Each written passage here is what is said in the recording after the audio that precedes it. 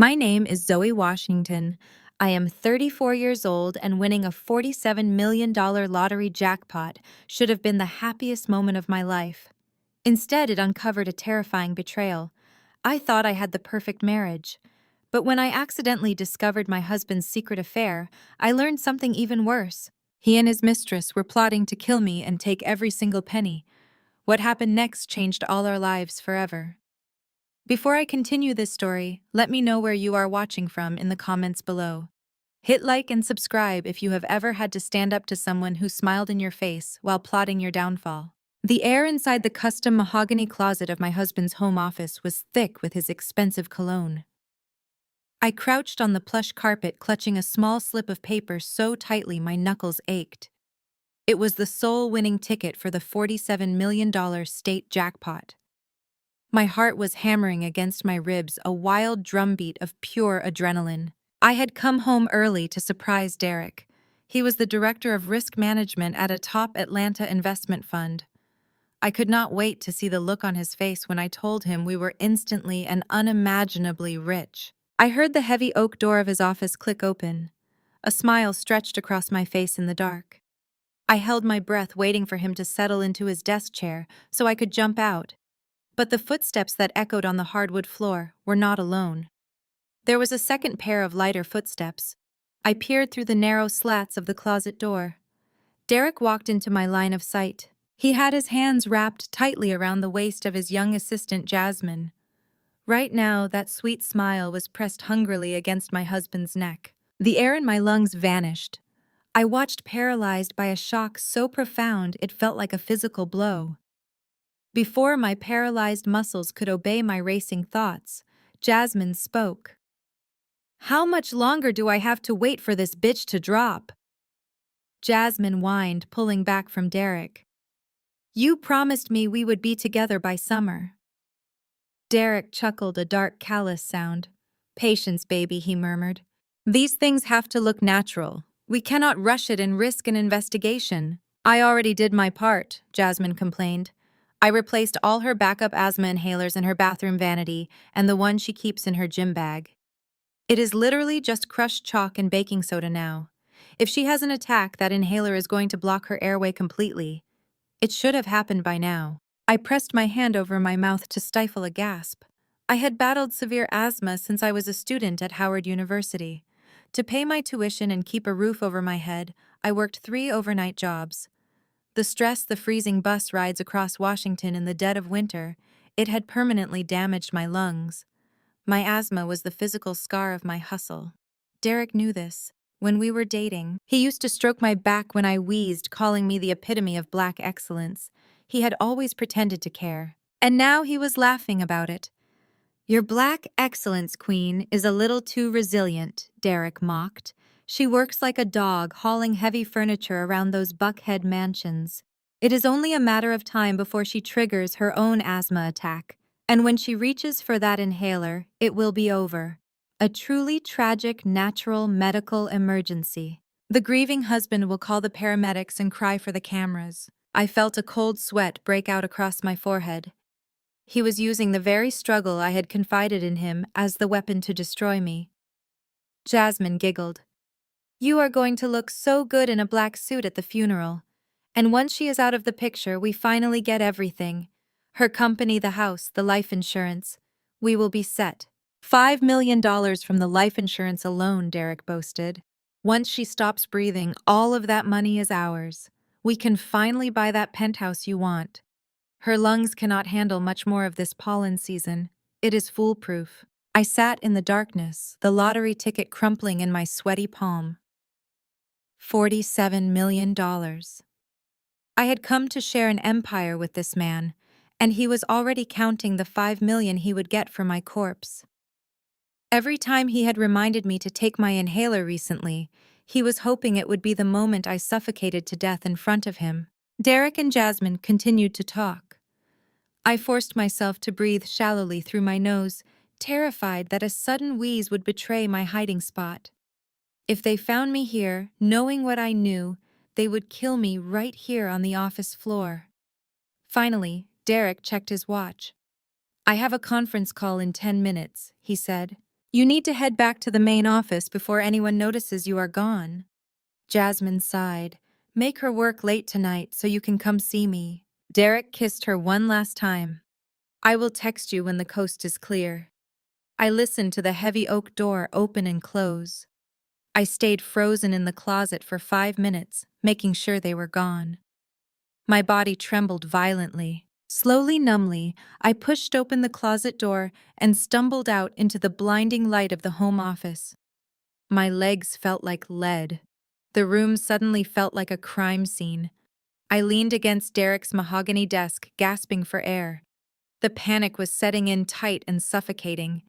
My chest constricted with a familiar, terrifying, burning sensation. The shock was triggering an asthma attack. Instinctively, my hand flew to my designer purse resting on the armchair. I unzipped the side pocket and pulled out my emergency rescue inhaler. I raised it to my lips, desperate for the life-saving medicine. But Jasmine's voice echoed in my mind. It is literally just crushed chalk and baking soda. My hands shook uncontrollably as I stared at the small plastic device. I popped the canister out of the plastic casing. My fingers brushed the nozzle. A fine, gritty white dust coated my fingertip. I rubbed it between my thumb and index finger. It was chalky, heavy, completely wrong. It was not my medication. I dropped the canister as if it burned me. It clattered against the hardwood floor, spilling a tiny mound of white powder. If I had inhaled that, it would have coated my inflamed airways, turning to paste in my lungs. I would have choked to death on the floor of this office, and Derek would have watched me die. I backed away from the inhaler, my breathing shallow and ragged.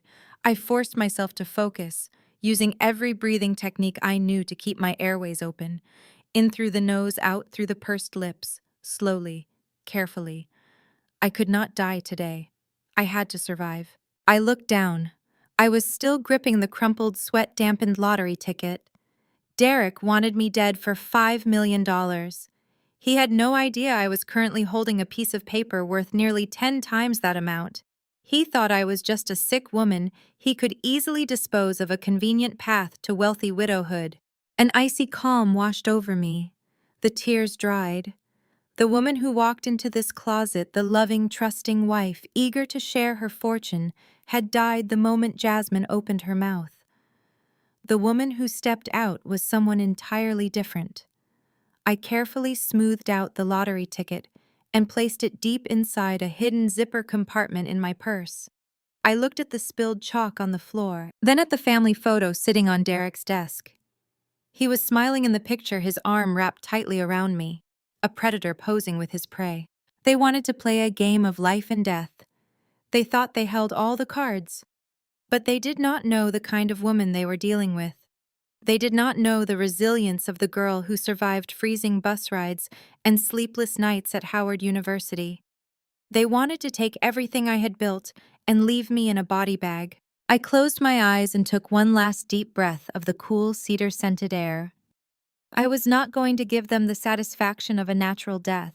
I was going to tear their world apart brick by brick, and I was going to use my new fortune to fund their destruction. The silent, cold, and deadly war for my survival had just begun. I scooped up the tampered inhaler cartridge from the floor and sealed it inside a plastic sandwich bag from my purse. My mind raced with the urge to run straight to the Atlanta Police Department. I wanted to burst through their doors and scream that my husband was a monster. But logic, cold and sharp, stopped me in my tracks. Derek was not some foolish street thug. He was a highly respected risk management director at one of the top investment funds in the city. He sat on multiple charity boards and golfed with judges, state representatives, and the most influential figures in Atlanta. If I walked into a precinct claiming my successful and charming husband was plotting to kill me with baking soda, he would destroy me before the sun went down. He would put on his tailored suit, look at the police with fake sorrow, and tell them the stress of running my business had finally broken my mind. He would mention my recent asthma flare-ups and claim I was suffering from severe paranoia due to a lack of oxygen to the brain. He would likely have me committed to a psychiatric ward for my own safety, taking full control of my assets and my life before I could even hire a lawyer. To beat a master risk manager, I had to manage my own risk perfectly. I had to smile. I had to play the loving wife. I had to walk straight into the lion's den and act like I did not know I was on the menu. I slipped out of the office and drove away, my hands gripping the steering wheel so tightly, my knuckles turned white. On the way home, I stopped at a rundown convenience store and bought a cheap burner phone with cash. I drove to my company's staging warehouse and hid the $47 million lottery ticket and the tampered inhaler inside a hollowed-out hardback book hidden among thousands of props. That evening, we were scheduled to attend a high-profile charity gala benefiting local minority businesses and historically black colleges. When Derek arrived home from the office, he kissed my cheek and told me how beautiful I looked in my emerald green silk gown. His lips felt like toxic poison against my skin, but I forced a bright and adoring smile. I told him he looked incredibly handsome in his tuxedo. My performance was flawless, driven by pure survival instinct. We arrived at the downtown ballroom arm in arm, presenting the absolute picture of a young, wealthy power couple to the world. Photographers snapped our picture on the red carpet. Derek held my waist tightly, his thumb gently stroking my back while he smiled for the cameras. To the rest of the world, he was the devoted husband showing off his successful wife. To me, his touch was a horrifying reminder of the target painted on my back. Inside the ballroom, the hypocrisy continued to escalate. We took our seats at a VIP table near the front of the stage, surrounded by wealthy alumni and business leaders. The air conditioning in the venue was running on high, and Derek immediately took off his suit jacket and draped it over my bare shoulders. He leaned in and kissed my temple loudly, telling our table mates that he had to keep his queen warm so her asthma would not act up. My stomach churned with violent disgust. It was a masterclass in psychological manipulation. He was actively laying the groundwork for his airtight alibi. By publicly establishing his deep concern for my respiratory health, no one would ever suspect him of foul play when I eventually stopped breathing. When the waiters came around to take our dinner orders, Derek held up a hand and sternly reminded the staff that I had a severe seafood allergy. He commanded them to ensure absolutely no cross-contamination occurred, with my plate playing the role of my protector flawlessly. The other wives at the table sighed and told me how incredibly lucky I was to have a man who paid such close attention to my needs. I smiled politely and took a sip of my ice water, masking the absolute terror vibrating through my veins. He was waiting for me to die, and he was making sure he looked like a grieving saint while doing it. Every caring gesture was a calculated move to ensure his freedom after my murder. As if the evening was not already a waking nightmare, the situation grew even more absurd. I looked across the crowded ballroom and saw Jasmine navigating through the tables. She was wearing a sleek black evening dress, holding a tablet to maintain her facade as Derek's dedicated executive assistant. She marched straight up to our table with an overly sweet smile plastered across her face. She greeted Derek with professional distance, calling him sir, then turned her wide, innocent eyes to me. She told me how stunning my green dress was, and asked if I was feeling well tonight. The sheer audacity of this 26-year-old girl standing in my face, pretending to care about my well-being, while knowing she had personally sabotaged my life-saving medication, nearly made me snap. I wanted to reach across the table and expose her right there, but I kept my hands folded neatly in my lap. Jasmine signaled a passing waiter and took 2 flutes of champagne from his silver tray. She handed one directly to me, insisting we toast to Derek's recent quarterly success at the investment fund. I watched her eyes dart quickly toward the small designer clutch purse sitting on my lap. She was looking for my inhaler. She was actively checking to see if I had the poison device with me. I took the champagne flute, raised it in the air, and offered a toast to loyalty, honesty, and a very long life. Jasmine's bright smile faltered for just a fraction of a second before she recovered and clinked her glass against mine. She lingered near our table for the next hour, constantly refilling my water glass and asking if the room was too stuffy for my lungs. She was acting like a vulture circling its prey, impatient for the feast to begin. Every time she looked at me, I knew she was waiting for me to gasp for air. The physical and mental toll of sitting between my two would-be murderers finally became too much to bear. My chest tightened painfully. Real panic began to constrict my airways, triggering the very symptoms they were waiting for. I needed my real backup inhaler, the one I had securely hidden inside my undergarments, but I could not use it in front of them.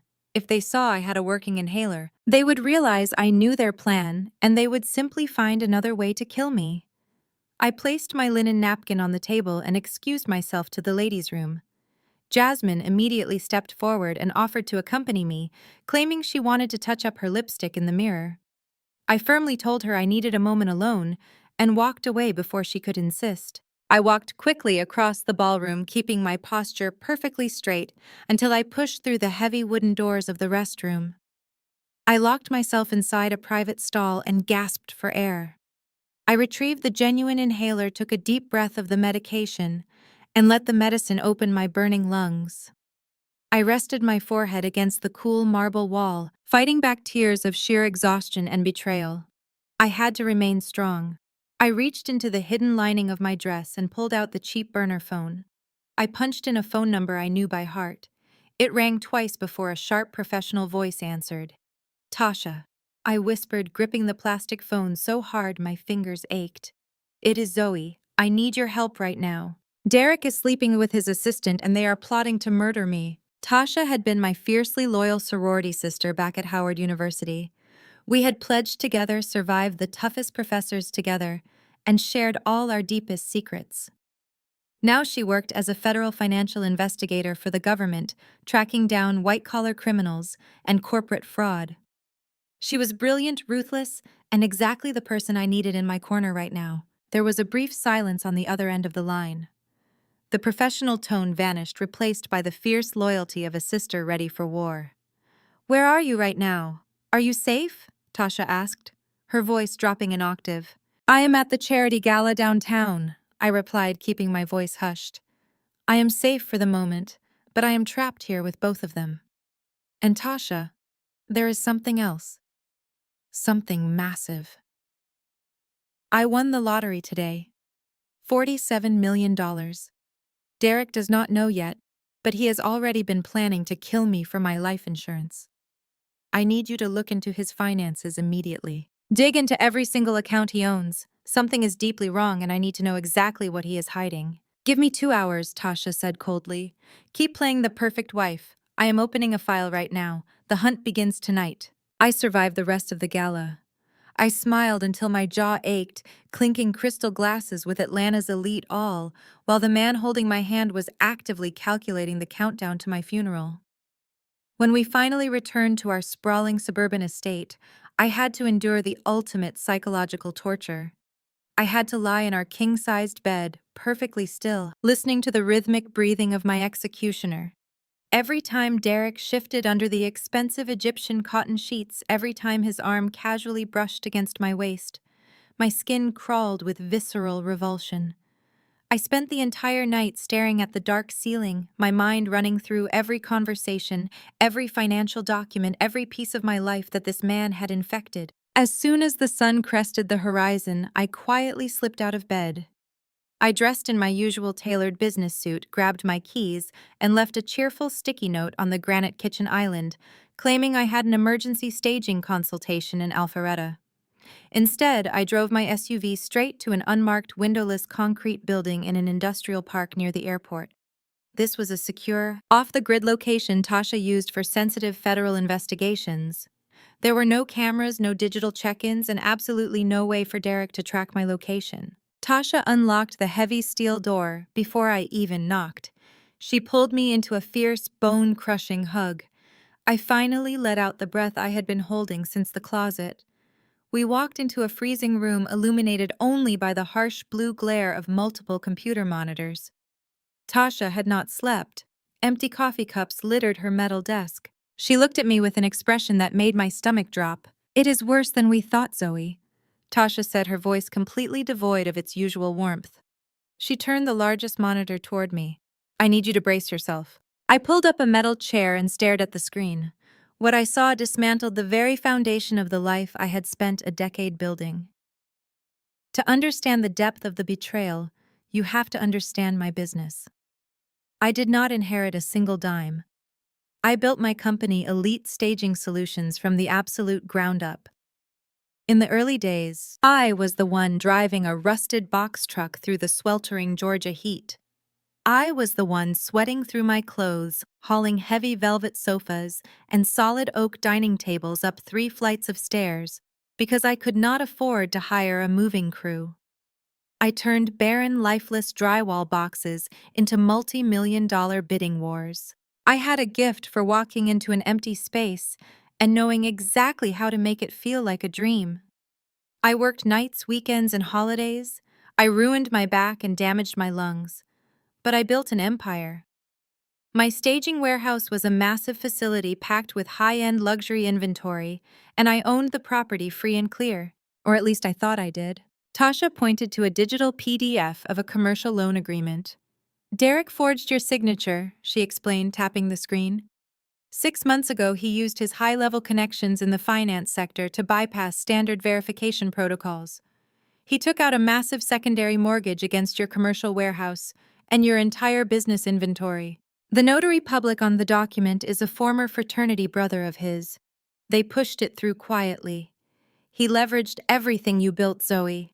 $2.5 million gone. I stared at my forged signature. The loops and curves were replicated with terrifying precision. He had stolen my blood, sweat, and tears with the stroke of a pen.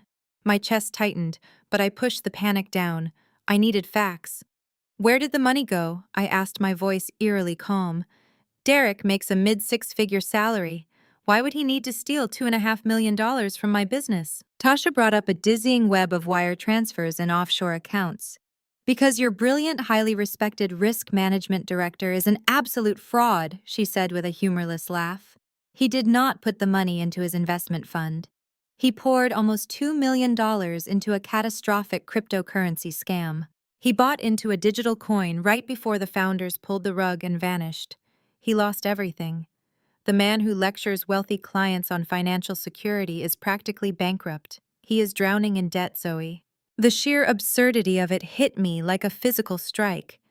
Derek, the man who constantly mocked my grassroots hustle, the man who wore $4,000 suits and acted like he was the smartest person in every boardroom, had gambled my hard-earned equity on digital vapor.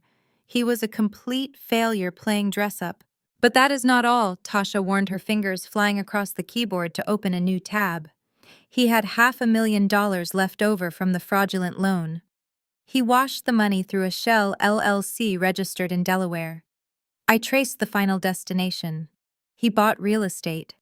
She clicked on a photograph of a gleaming, ultra-modern glass high-rise in Buckhead. It was one of the most exclusive and expensive luxury condominium buildings in Atlanta. He bought Unit 42B, Tasha stated flatly.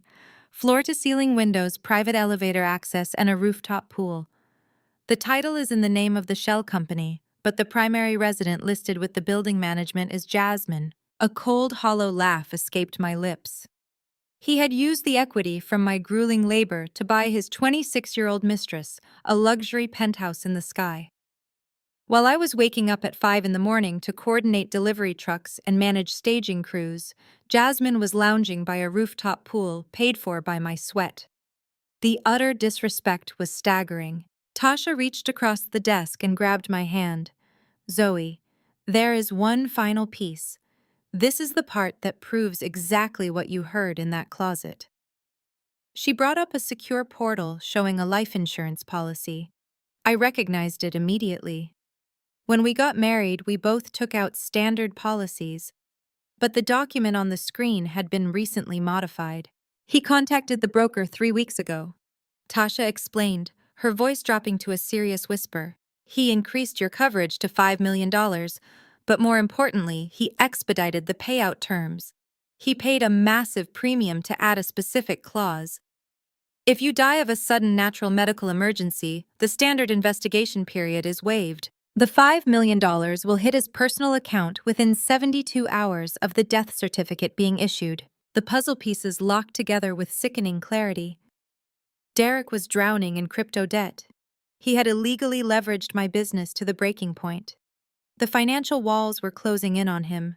If his firm found out about the massive losses and the forged commercial loans, he would be fired, disbarred from the financial sector, and sent to federal prison. He needed a massive influx of untraceable cash immediately. I was not just a wife he was tired of. I was his ultimate bailout plan. My fatal asthma attack was the only thing standing between him and total financial ruin. I sat back in the metal chair, absorbing the sheer magnitude of the evil I was married to.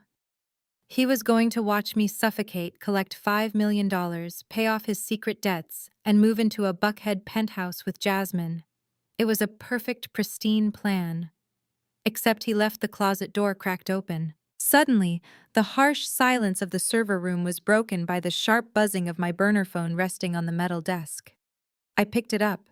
It was a text message forwarded from my primary phone. I looked at the screen and let out a long, exhausted sigh. It was a message from Keisha, Derek's older sister. Keisha was the absolute definition of a toxic, entitled sister-in-law. She had always hated me fully, believing that my working-class background made me unworthy of her precious brother. She constantly paraded around Atlanta, acting like old money, despite the fact that she was currently facing foreclosure on her own home. The text message was a towering wall of aggressive demands. It read, "Zoe, Sunday dinner is at my house tomorrow. You need to bring your signature braised short ribs and the lobster mac and cheese. Make sure you buy the expensive cheese this time. Do not embarrass Derek in front of the pastor. You know he carries your little decorating business, so the least you can do is keep his family fed. Do not be late." I stared at the glowing text. Keisha's arrogance was astounding. She truly believed her brother was a king who carried my failing business. She had absolutely no idea that her brother was a bankrupt fraud who had stolen millions from me to fund his mistress. She had no idea that the very food she was aggressively demanding would be paid for by the woman she constantly belittled. Tasha read the text over my shoulder and scoffed. "Are you kidding me? You are not actually going to that cookout, are you? Tell her to choke on a cracker." I slowly locked the screen of the burner phone and slipped it into my pocket. A slow, dangerous smile spread across my face, the kind of smile that comes when you realize you hold the power of absolute destruction in your hands. "No," I said softly, standing up from the metal chair. "I am going to the cookout." Tasha looked at me like I had lost my mind. "Zoe, you are walking into a house full of people who think you are garbage, sitting next to a man who is actively trying to murder you. It is a lion's den." I smoothed the wrinkles out of my tailored suit jacket and looked Tasha dead in the eye. "Let them think they are the lions," I replied, my voice hard as diamonds. "Derek wants to play a game of risk management. Keisha wants to play socialite. I am going to smile, serve them their expensive lobster mac and cheese, and watch them gorge themselves. Because they have absolutely no idea that I am the one who is about to slaughter the entire pride." I turned and walked out of the freezing server room, stepping out into the blazing Atlanta sun. I had a menu to plan, a fortune to protect, and a trap to set. The silent panic was officially over. It was time to go to war. The heavy, humid air of the Atlanta suburbs clung to my skin as Derek pulled his pristine BMW into his sister's sprawling driveway. I sat in the passenger seat, a large ceramic dish of braised short ribs resting on my lap, radiating a slow and steady heat. Beside my feet sat the insulated carrier holding the expensive lobster mac and cheese Keisha had so aggressively commanded me to bring. I stared out the tinted window at the grand brick facade of Keisha's home. It looked like the ultimate symbol of generational wealth and untouchable success. The manicured lawn was absolutely flawless. The double mahogany front doors gleamed in the bright afternoon sun. Expensive luxury cars lined the paved driveway, a shiny fleet of leased status symbols. But it was all a fragile mirage, just like my entire marriage. Derek cut the engine and turned to me with that bright, devastatingly handsome smile that had once made my heart race. He reached across the center console and gently tucked a stray curl behind my ear. His physical touch felt like a burning brand against my skin, but I leaned into his hand, forcing my eyes to soften with fake adoration. He told me how much he appreciated me spending my entire morning cooking for his family. He played the role of the appreciative, loving partner with such terrifying ease that it made my blood run completely cold. He was practically vibrating with cheerful energy, entirely unaware that I knew exactly what he was plotting behind those beautiful eyes. We walked side by side through the wrought iron side gate, and stepped into the backyard oasis. Classic rhythm and blues music floated smoothly from hidden outdoor speakers, nestled in the landscaping. The air was thick with the distinct smell of hickory wood smoke, expensive cigars, and heavy perfume.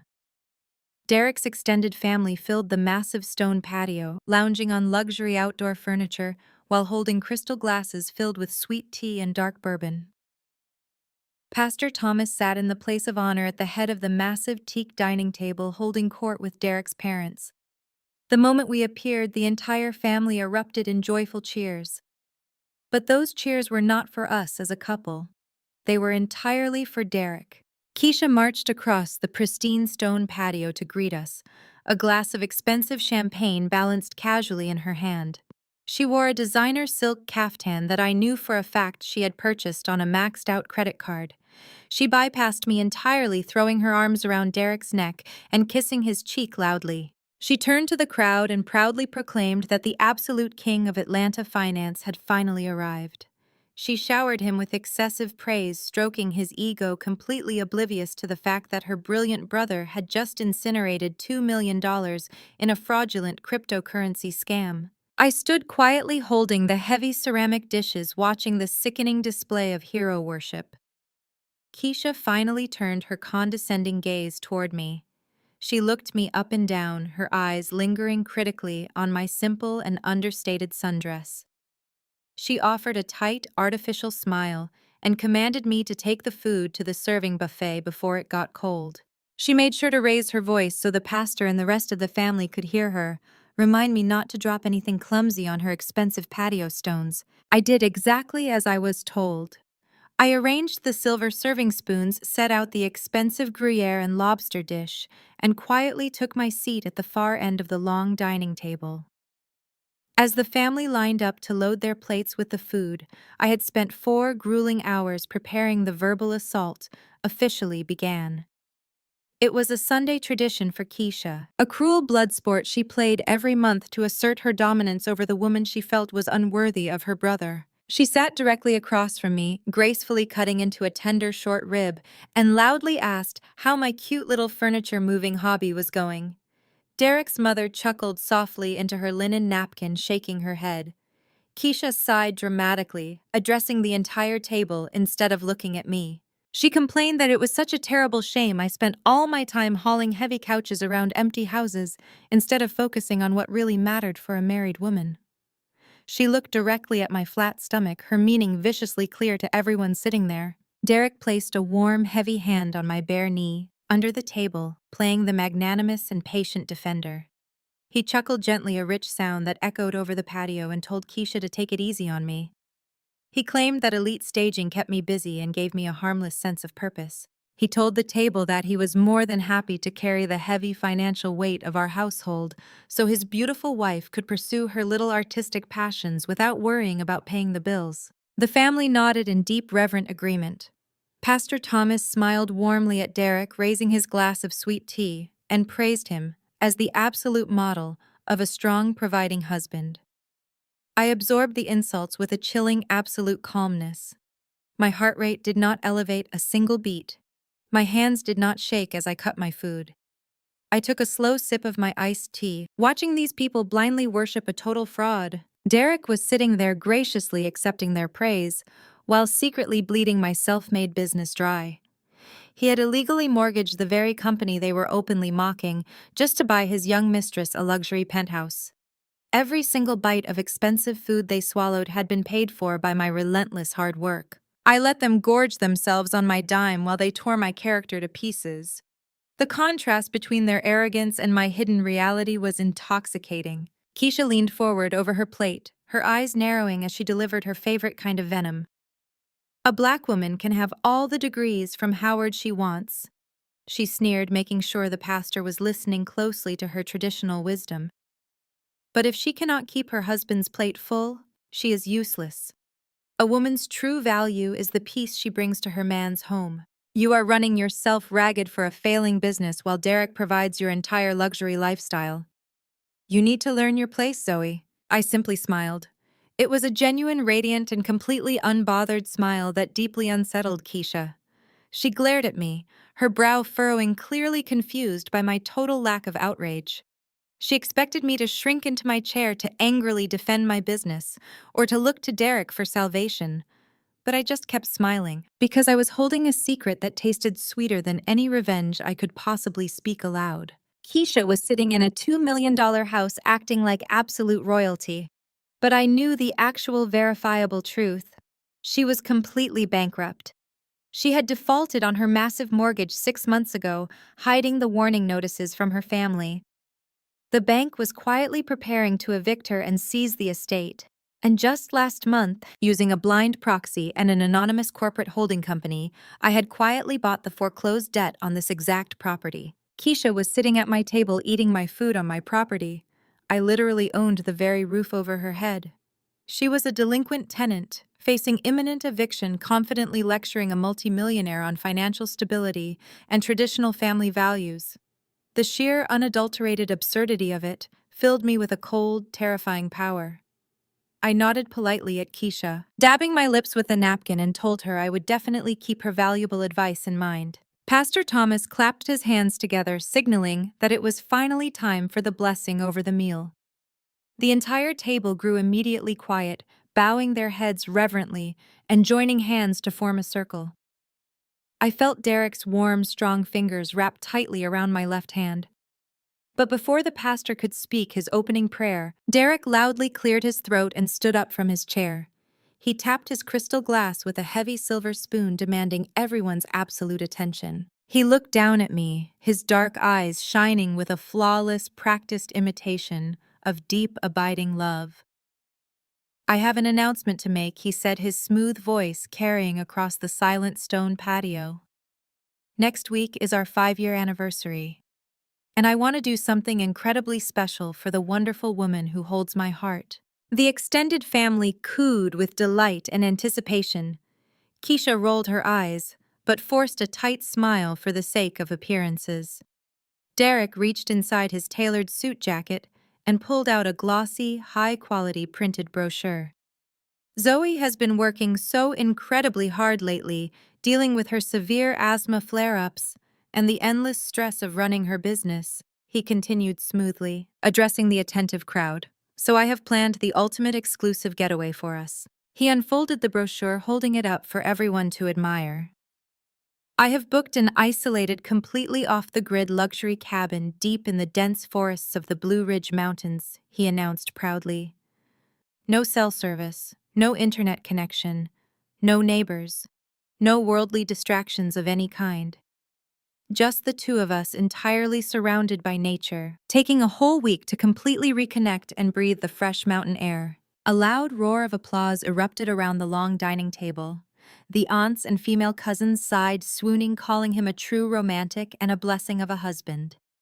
My mother-in-law wiped a dramatic tear of joy from her eye.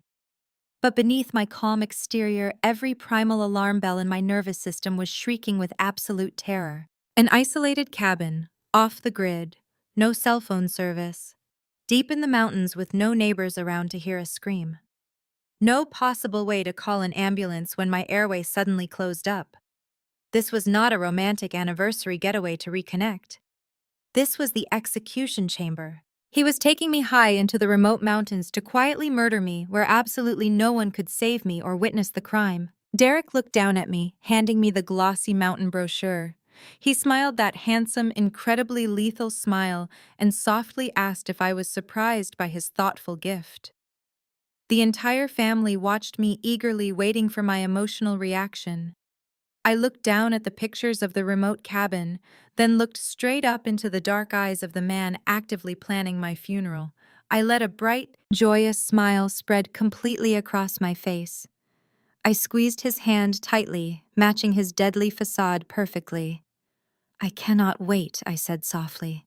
The very next morning, the meticulous preparation for my own murder began. I stood in the doorway of our master bedroom, leaning casually against the doorframe, watching Derek pack. He was humming a cheerful, upbeat tune, carefully folding expensive high-tech hiking gear and placing it into a pair of rugged canvas duffel bags. He looked up, flashing me that brilliant, entirely fake smile. He held up a pair of heavy thermal socks and asked if I wanted him to pack my favorite wool sweater, claiming the mountain air dropped to freezing temperatures at night. He played the role of the devoted, protective husband with such sickening perfection. He insisted on packing my emergency medical kit himself, reminding me how crucial it was to keep my asthma medication easily accessible on the hiking trails. I watched his hands touch the zippered pouch where I knew he had placed the tampered chalk-filled inhalers. A cold shiver ran down my spine, but I kept my face perfectly smooth. I thanked him for being so thoughtful and told him I needed to head downtown for one final client meeting before our romantic getaway. He crossed the room, wrapped his arms around my waist, and kissed my forehead, murmuring that I needed to stop working so hard and let him take care of me. I walked out of our pristine suburban mansion and drove my SUV straight into the heart of downtown Atlanta. The towering glass and steel skyscrapers reflected the blazing Georgia sun. I pulled into the underground parking garage of a building that housed the most ruthless elite asset protection law firm in the entire state. Tasha had pulled several high-level federal strings to get me a same-day appointment with their senior partners. These were not the kind of lawyers who handled simple divorces. These were the legal sharks that billionaires, corporate tycoons, and international diplomats called when they needed money to completely disappear. I bypassed the opulent main reception area and was escorted immediately into a soundproof frosted glass boardroom on the 42nd floor. 3 senior attorneys wearing suits that cost more than my first staging truck were waiting for me. I did not waste time with pleasantries. I opened my designer purse, unzipped the hidden compartment, and placed the slightly crumpled $47 million lottery ticket flat on the polished mahogany table. The room went entirely still. The lead attorney, a sharp-eyed woman named Evelyn, looked at the ticket, then looked directly into my eyes. I sat down in the leather executive chair, folded my hands, and told them I needed to become a total financial ghost before Friday morning. For the next 3 hours, we built an impenetrable fortress around my newfound wealth. While Derek was at home cheerfully folding hiking pants and dreaming of his wealthy bachelorhood, I was systematically signing away my identity. Under Evelyn's rapid-fire direction, the legal team constructed an anonymous, irrevocable blind trust. By utilizing specific loopholes in Georgia asset protection law, the trust completely stripped my name from the $47 million. The money was routed through a complex labyrinth of anonymous holding companies and corporate entities. On paper, Zoe Washington possessed nothing but a struggling staging business. Derek would have absolutely zero legal claim to the lottery winnings as a marital asset because, legally speaking, I did not own it. The trust owned it, and the trust was a locked vault that Derek did not even have the conceptual key to find. But I was not satisfied with just hiding the money. I needed to weaponize it. I instructed Evelyn to institute a highly specific dead man's switch within the foundational bylaws of the trust. If I suffered a premature, sudden, or unnatural death, the trust would immediately execute an automated protocol. Every single penny of the $47 million would be instantly and irrevocably liquidated and transferred away. Not a dime would go to Derek, not a dime would go to Keisha, and not a dime would go to my treacherous in-laws. Instead, the fortune would be divided and routed directly to a carefully selected list of charities. Half of the funds would establish safe houses and legal defense funds for survivors of domestic abuse and financial manipulation. The other half would create massive, fully funded scholarships for young Black women attending historically Black colleges and universities. The profound absurdity of it almost made me laugh out loud in that sterile boardroom. Derek had sat in his office with his young mistress laughing at my Howard University degrees. He had mocked my relentless hustle and sneered at my Black excellence, claiming it would be the exact stressor that killed me. He planned to use my tragic death to fund a luxurious penthouse for his 26-year-old assistant. Instead, his murderous plot was going to single-handedly fund the education of thousands of young, brilliant Black women. He was going to commit the ultimate crime, believing he was securing a $5 million life insurance payout and a life of absolute luxury, only to discover he had been legally outmaneuvered from the grave. If he succeeded in killing me on that mountain, his hands would be soaked in blood and his bank accounts would be completely empty. I signed document after document, my signature flowing smoothly across the heavy legal paper. With every stroke of the pen, I severed another invisible chain tying me to the man who wanted me dead. I authorized the transfer of the winning ticket to a bonded courier who would quietly claim the prize on behalf of the anonymous corporate entity. I surrendered control to the blind trust, ensuring that even under severe duress, I could not be forced to hand over the assets. I was building my armor, reinforcing every weak point, turning myself into a lethal, untouchable entity. As we reached the final stages of the legal paperwork, Evelyn brought in their top forensic accountant to sweep my existing commercial accounts.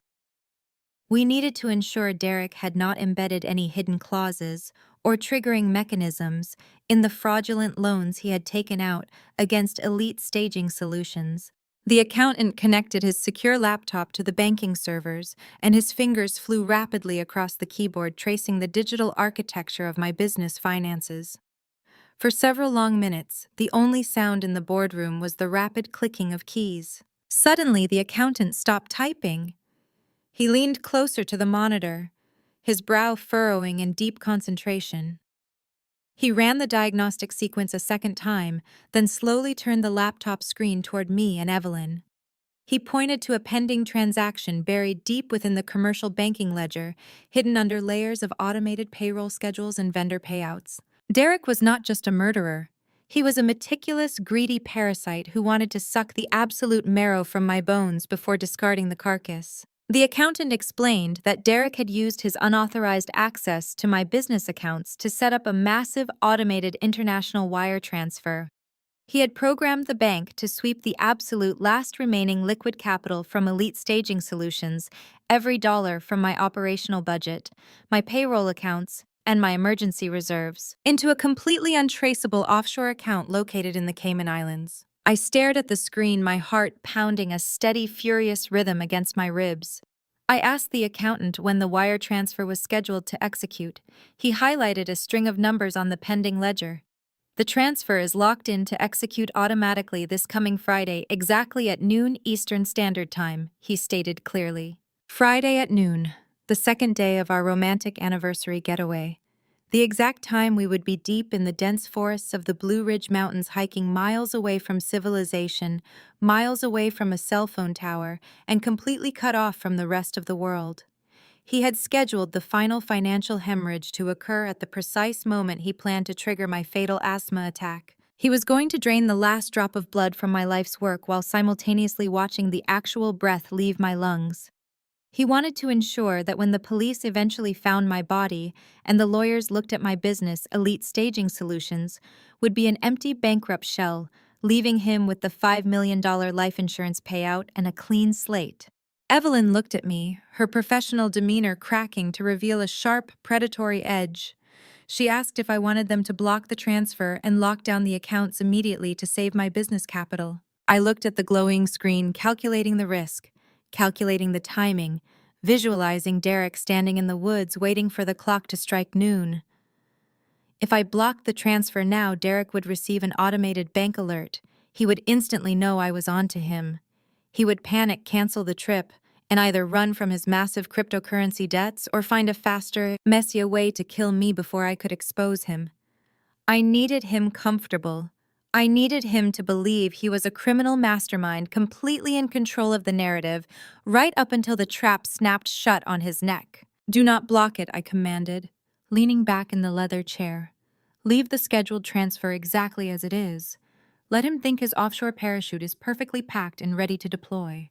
The forensic accountant looked shocked, but Evelyn smiled a slow, dangerous smile of total comprehension. I asked the accountant if there was a way to let the bank initiate the sequence but legally intercept the funds before they crossed international waters. I needed a mechanism that would trigger a massive, undeniable federal red flag the second Derek tried to move the money. The accountant's fingers hovered over the keyboard. "We can set up a silent banking trap," he explained. "We can embed a digital tripwire within the routing numbers. When his automated command tries to push those funds offshore on Friday at noon, the system will freeze the capital in an escrow holding account and immediately generate a high-priority wire fraud alert directly to the FBI and the Federal Trade Commission. It will flag his IP address and his personal digital signature as the initiator of a multi-million-dollar international theft. Do it! I said, my voice as cold as ice. Set the tripwire. Let him pull the trigger himself. I walked out of that skyscraper 2 hours later, stepping back into the humid Atlanta heat. I was no longer just a wealthy woman fighting for her life.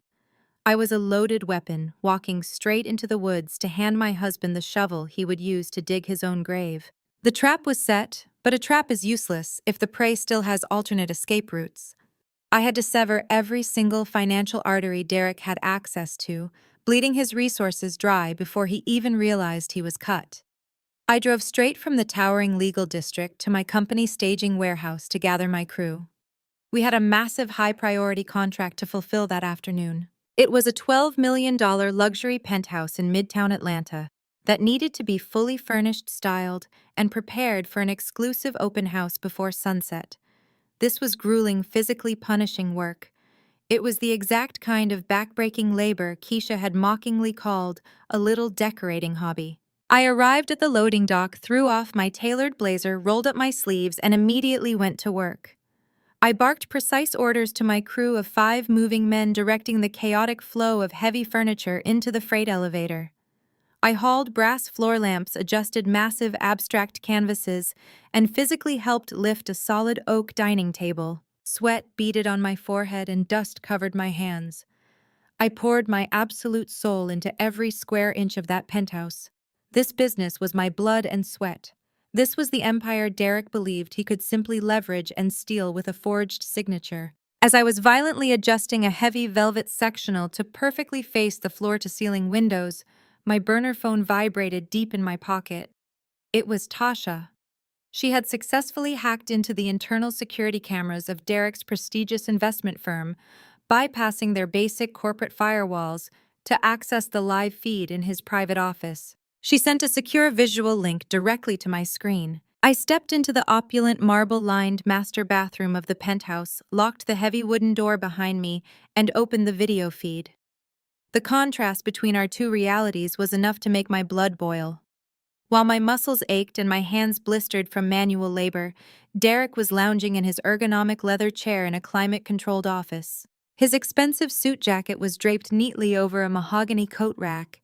He was casually swirling a generous pour of amber whiskey in a heavy crystal glass, his polished leather shoes propped arrogantly on his desk. He stared at his computer monitor with a smug, deeply self-satisfied smirk. He was likely reviewing his fraudulent loan documents or eagerly calculating the interest on his impending life insurance payout.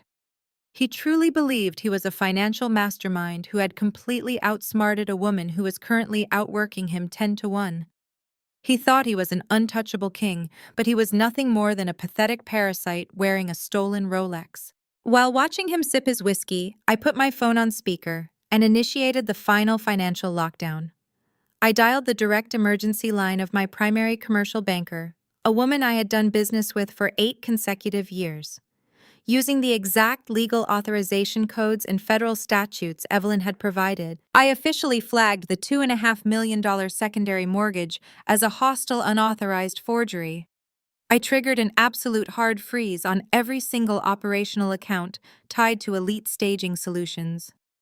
I restricted all outgoing wire transfers, canceled every corporate credit card, and locked the payroll accounts behind a dual authentication firewall that required my physical presence to release. The legal trap Tasha and the attorneys designed was now fully integrated into the banking mainframe. The moment Derek attempted his scheduled offshore sweep on Friday at noon, he would hit an invisible brick wall. The banking software would not simply reject his transfer. It was a digital honeypot. It was designed to mimic a temporary processing delay, holding his command in a digital purgatory just long enough to capture his exact IP address and verify his digital signature. Once his identity was confirmed, the system would automatically generate a massive, undeniable wire fraud alert directly to the FBI, the Federal Trade Commission, and the Securities and Exchange Commission. I severed his lifelines with ruthless surgical precision. He was financially dead, and he was sitting in his office smiling about it. I washed the dust and grime off my hands in the gold-plated sink, preparing to head back out to my crew, But Tasha sent another urgent alert to my screen. She had successfully cloned Derek's cell phone signal. She was pulling all of his incoming and outgoing audio communications in real time. "Listen to this right now," Tasha texted. I pressed the receiver tight against my ear. I heard the familiar, overly sweet, pitch-perfect voice of Jasmine ringing through the line. The sheer absurdity of their conversation nearly knocked the breath completely out of my lungs. They were exactly 48 hours away from executing a premeditated murder, and Jasmine was calling her married lover to complain about interior decorating. "Derek, baby, I am standing in the living room of the condo right now," Jasmine whined, her voice echoing slightly in the vast, empty space of the Buckhead penthouse my money had purchased. "I know we ordered the eggshell white curtains, but they just look so incredibly washed out against these modern gray walls. It is completely ruining the aesthetic vibe. I think we need to upgrade to the imported Italian silk drapes, the ones that cost $4,000 a panel." I gripped the cold edge of the marble sink until my knuckles turned white. She was standing in a luxury high-rise paid for by my stolen equity, complaining about the color palette of the window treatments. I heard Derek chuckle softly on the other end, the sound of ice clinking against his glass as he took another sip of his whiskey. "Do whatever makes you happy." "Beautiful," he replied smoothly. "Do not even worry about the price tag. Just put it on the platinum card. By Friday afternoon, we are going to have more money than we know what to do with. The mountain air is going to clear up all our little financial problems. Just make sure the penthouse is perfectly decorated for when I come home." "You are the absolute best," Jasmine purred, her voice dripping with fake innocence. "I love you so much. Have a super fun trip with the wife. Make sure she gets plenty of fresh air." The line clicked dead. The casual, monstrous nature of their exchange was deeply chilling. They were discussing my impending death, as if it was a minor logistical hurdle standing in the way of their interior design choices. Jasmine knew exactly what Derek was planning to do in those remote mountains, and she was cheerfully wishing him luck. I looked at my reflection in the massive vanity mirror. My eyes were cold dark and utterly devoid of any lingering fear. Let them buy their Italian silk curtains. By next week, the only thing Jasmine would be decorating was a federal prison cell. Fast forward to Thursday evening. It was mere hours before we were scheduled to leave for the anniversary trip. Derek was at home making a grand romantic show of cooking dinner and finalizing his expensive hiking gear in the living room.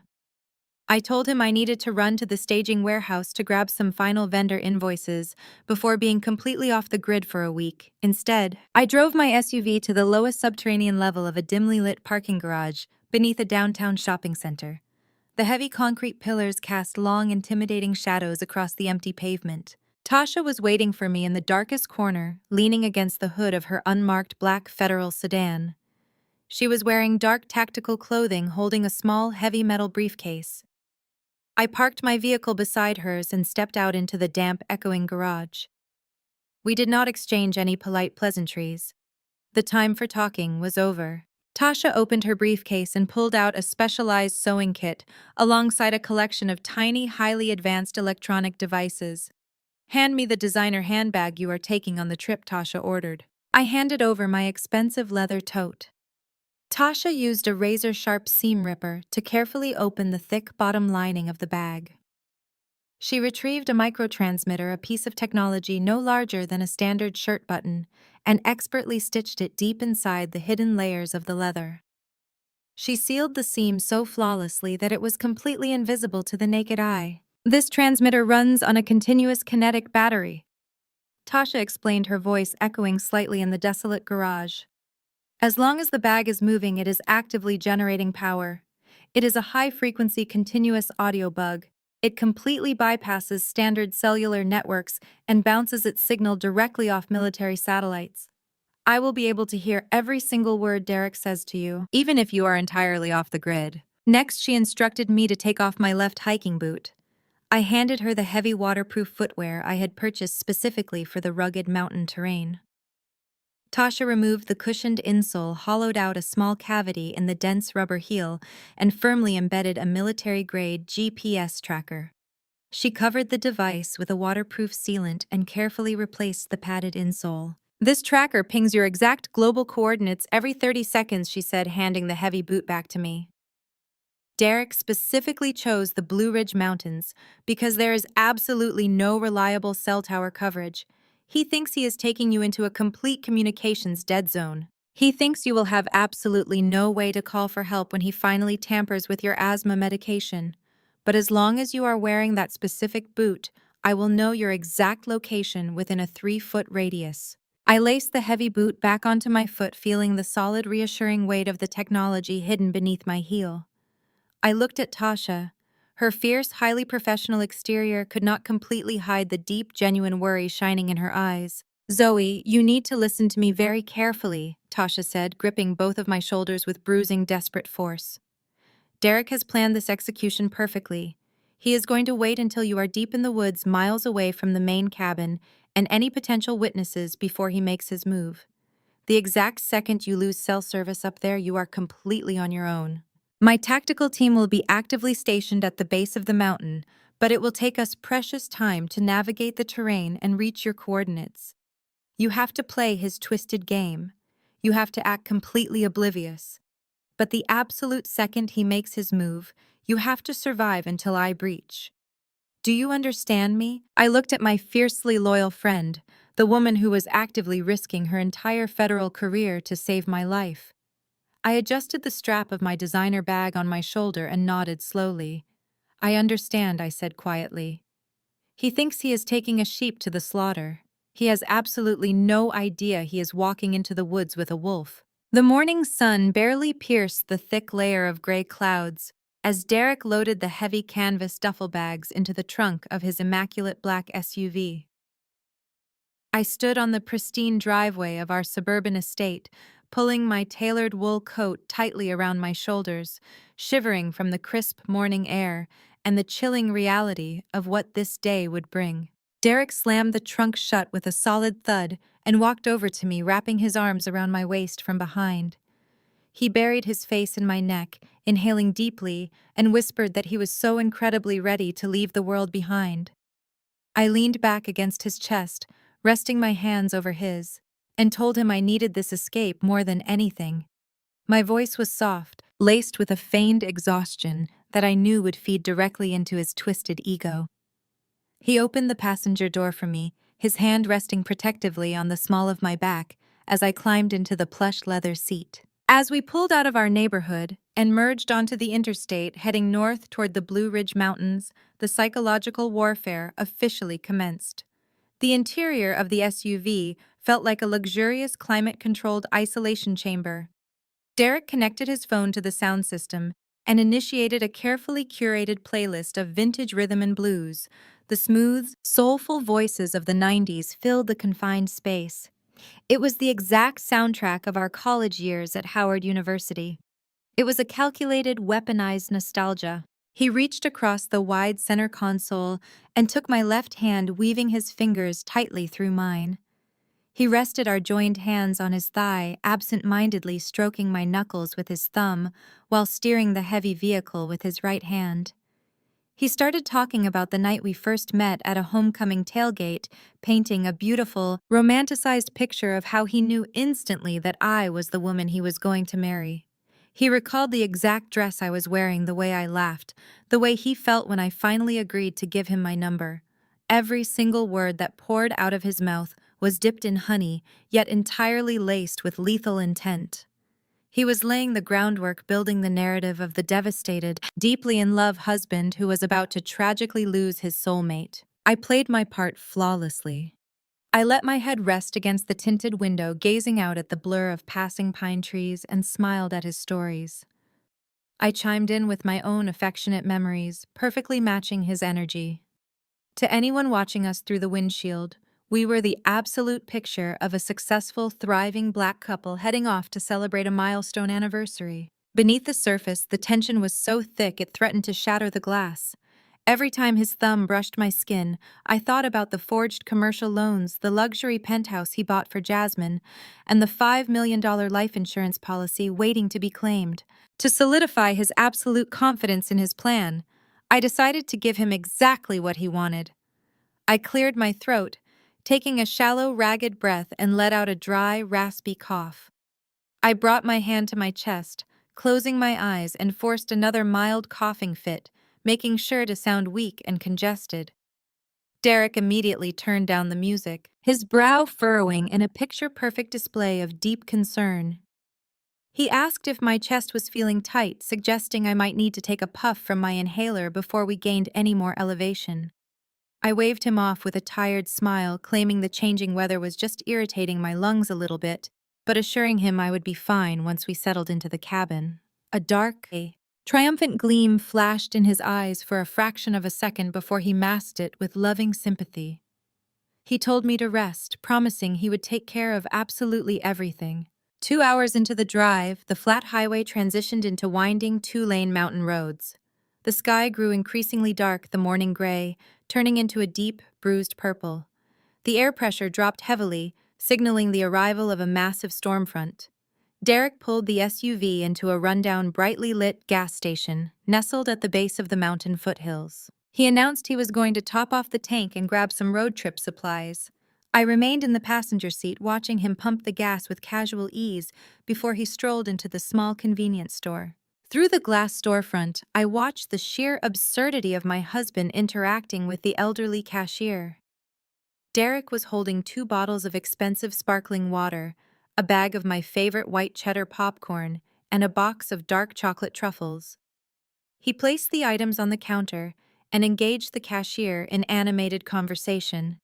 I could see him pointing out to the SUV, gesturing toward me with a bright, charming smile. When he returned to the car and tossed the snacks into my lap, he was practically glowing with self-satisfaction. He told me the cashier said I was a lucky woman to have a man who memorized my favorite snacks. Derek chuckled, buckling his seatbelt, and bragged about how he told the old man he would do absolutely anything to spoil his beautiful wife on our anniversary. The staggering hypocrisy of the moment was almost blinding. He was buying me dark chocolate truffles with the exact same hands that had packed tampered asthma medication into my duffel bag. He was actively charming a random gas station attendant to ensure that when the police inevitably canvassed the area, they would find a witness who remembered a devoted husband treating his wife like a queen hours before her tragic death. He was constructing his airtight alibi with every single breath he took. I opened the popcorn, ate a piece, and told him he was the most thoughtful man in the world. We left the gas station and began the steep, treacherous ascent into the Blue Ridge Mountains. The paved road quickly deteriorated into a narrow, unpaved gravel trail winding precariously along the edge of steep ravines. The dense canopy of ancient oak and pine trees blocked out whatever remaining daylight existed, casting the interior of the SUV into deep, oppressive shadow. The temperature gauge on the dashboard plummeted. Then the storm finally broke. It did not start as a gentle drizzle. It unleashed with violent apocalyptic fury. Massive sheets of rain slammed against the windshield, completely blinding our field of vision. The heavy wipers thrashed frantically, struggling to clear the deluge. Thunder cracked so loudly it vibrated through the floorboards of the vehicle, shaking my bones. The wind howled through the trees, ripping branches from trunks and throwing them across the muddy road. I glanced at the digital console in the center of the dashboard. The GPS map flickered, the colorful lines glitching erratically before the screen went entirely blank. A small red icon flashed in the corner, indicating 0 satellite connection. I checked my cell phone. The signal bars were completely gone, replaced by the dreaded no service warning. We were officially off the grid. Derek noticed me looking at my phone and offered a reassuring smile, gripping the steering wheel tightly as the tires slipped in the slick, churning mud.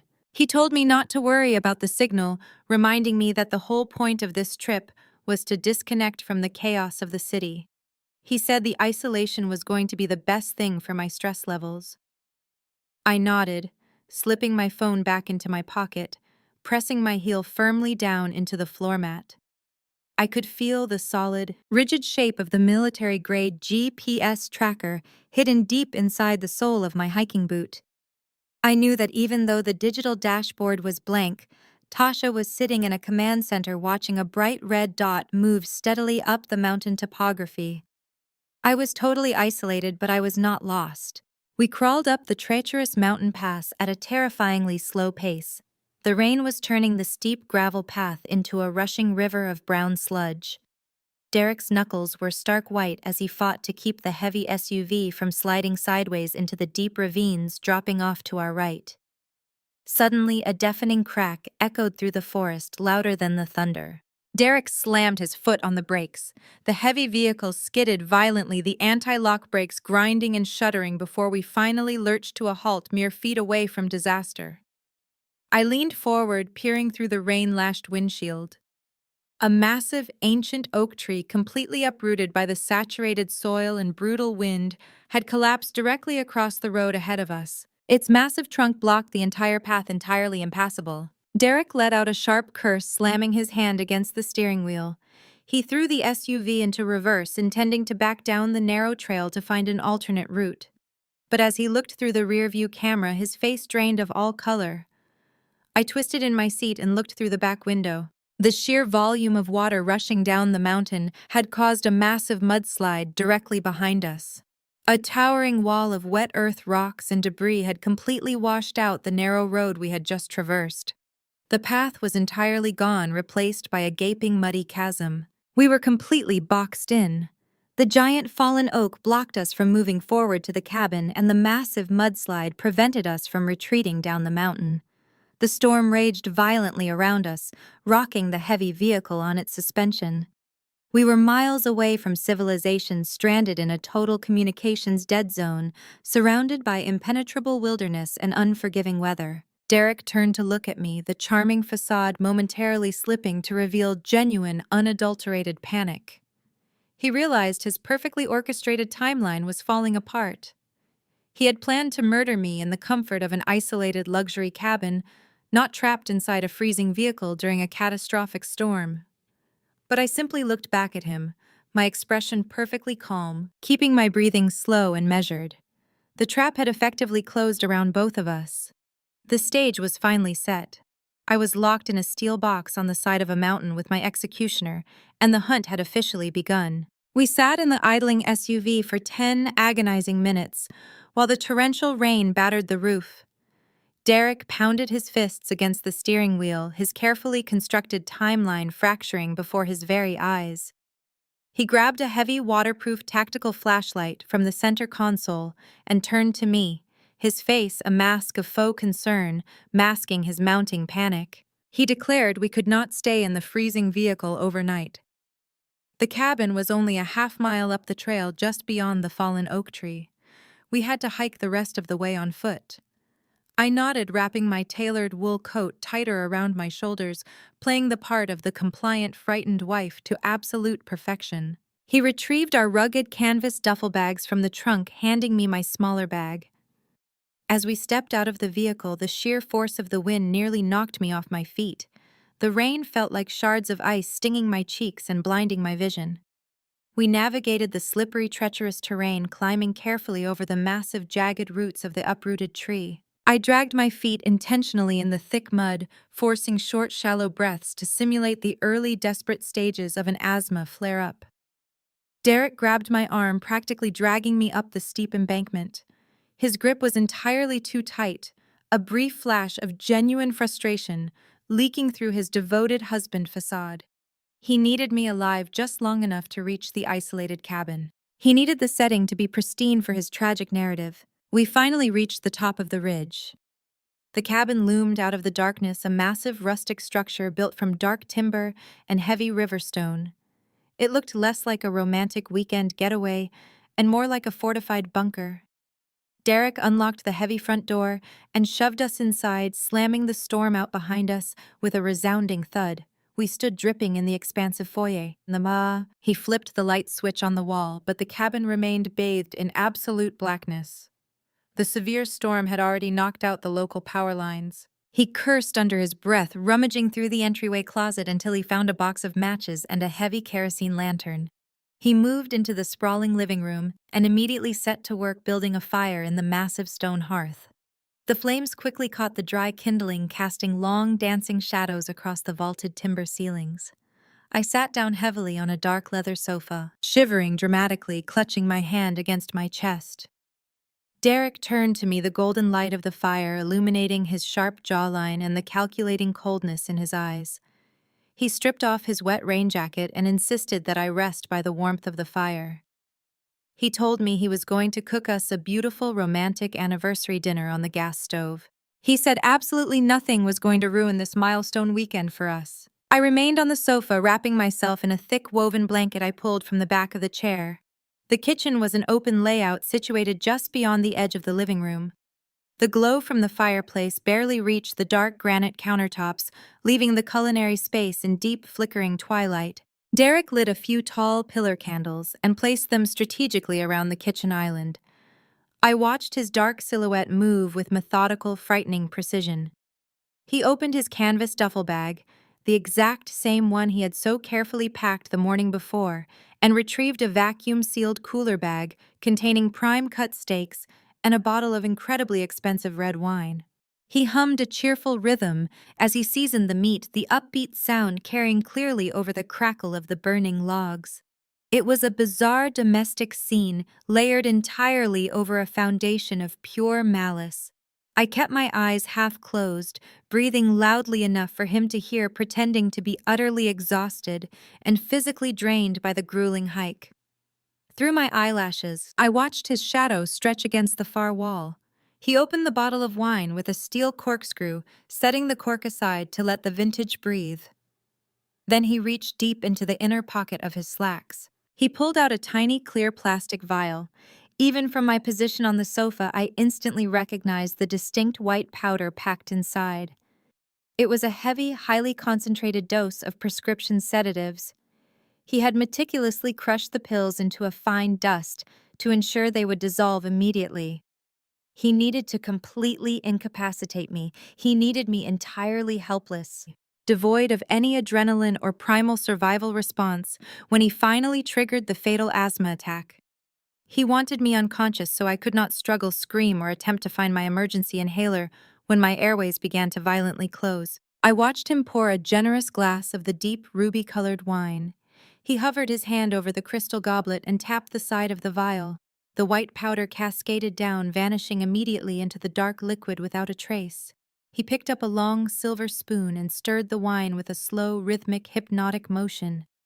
The sheer, chilling sociopathy of his actions made the hair on the back of my neck stand straight up. He was not acting in a blind rage. He was not functioning in a sudden panic. He was preparing a lethal chemical cocktail for his wife of 10 years with the exact same calm, focused demeanor he used when preparing a quarterly financial report for his investment firm. Derek picked up 2 glasses of wine, balancing them carefully, as he walked out of the kitchen shadows and into the warm firelight. His face was instantly arranged in a mask of absolute devotion. He sat down on the heavy wooden coffee table directly in front of me, leaning forward so our knees almost touched. He handed me the poisoned glass, his fingers intentionally brushing against mine. The heavy crystal felt like a block of solid ice against my skin. He raised his own untainted glass, the firelight catching the dark amber liquid, and looked deeply into my eyes. His expression was tender, loving, and entirely fabricated. "Happy anniversary, Zoe," he murmured, his voice smooth and incredibly persuasive. "To my beautiful, brilliant wife. May we have a long, beautiful future together." The profound absurdity of his words echoed loudly in my ears.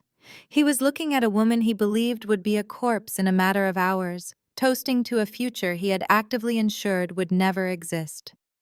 He was internally celebrating the massive life insurance payout and the luxury penthouse waiting for him back in Atlanta. He wanted me to drink the poison while smiling back at him in total ignorance.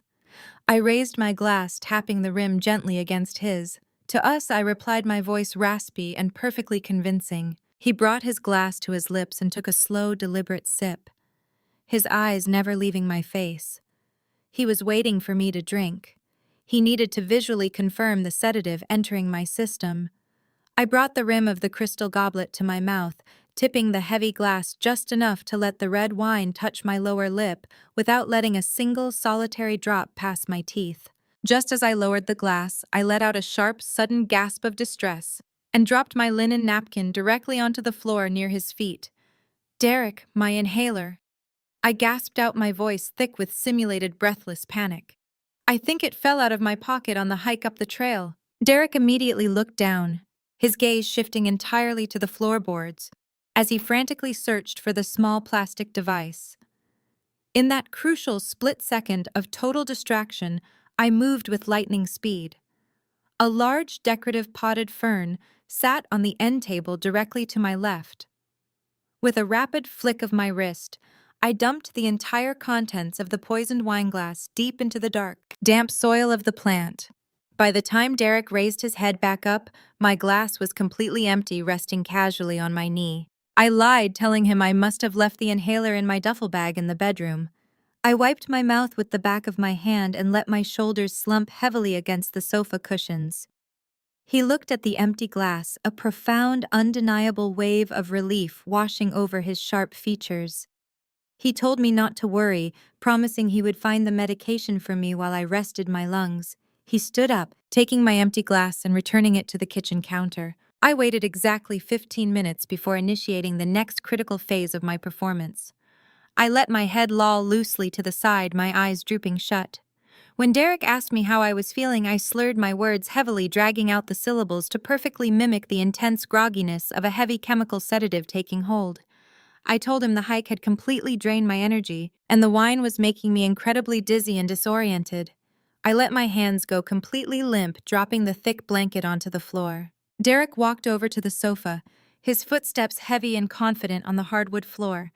He did not ask if I needed help getting up. He simply grabbed my arm and hoisted me roughly to my feet, his grip impatient and entirely devoid of affection.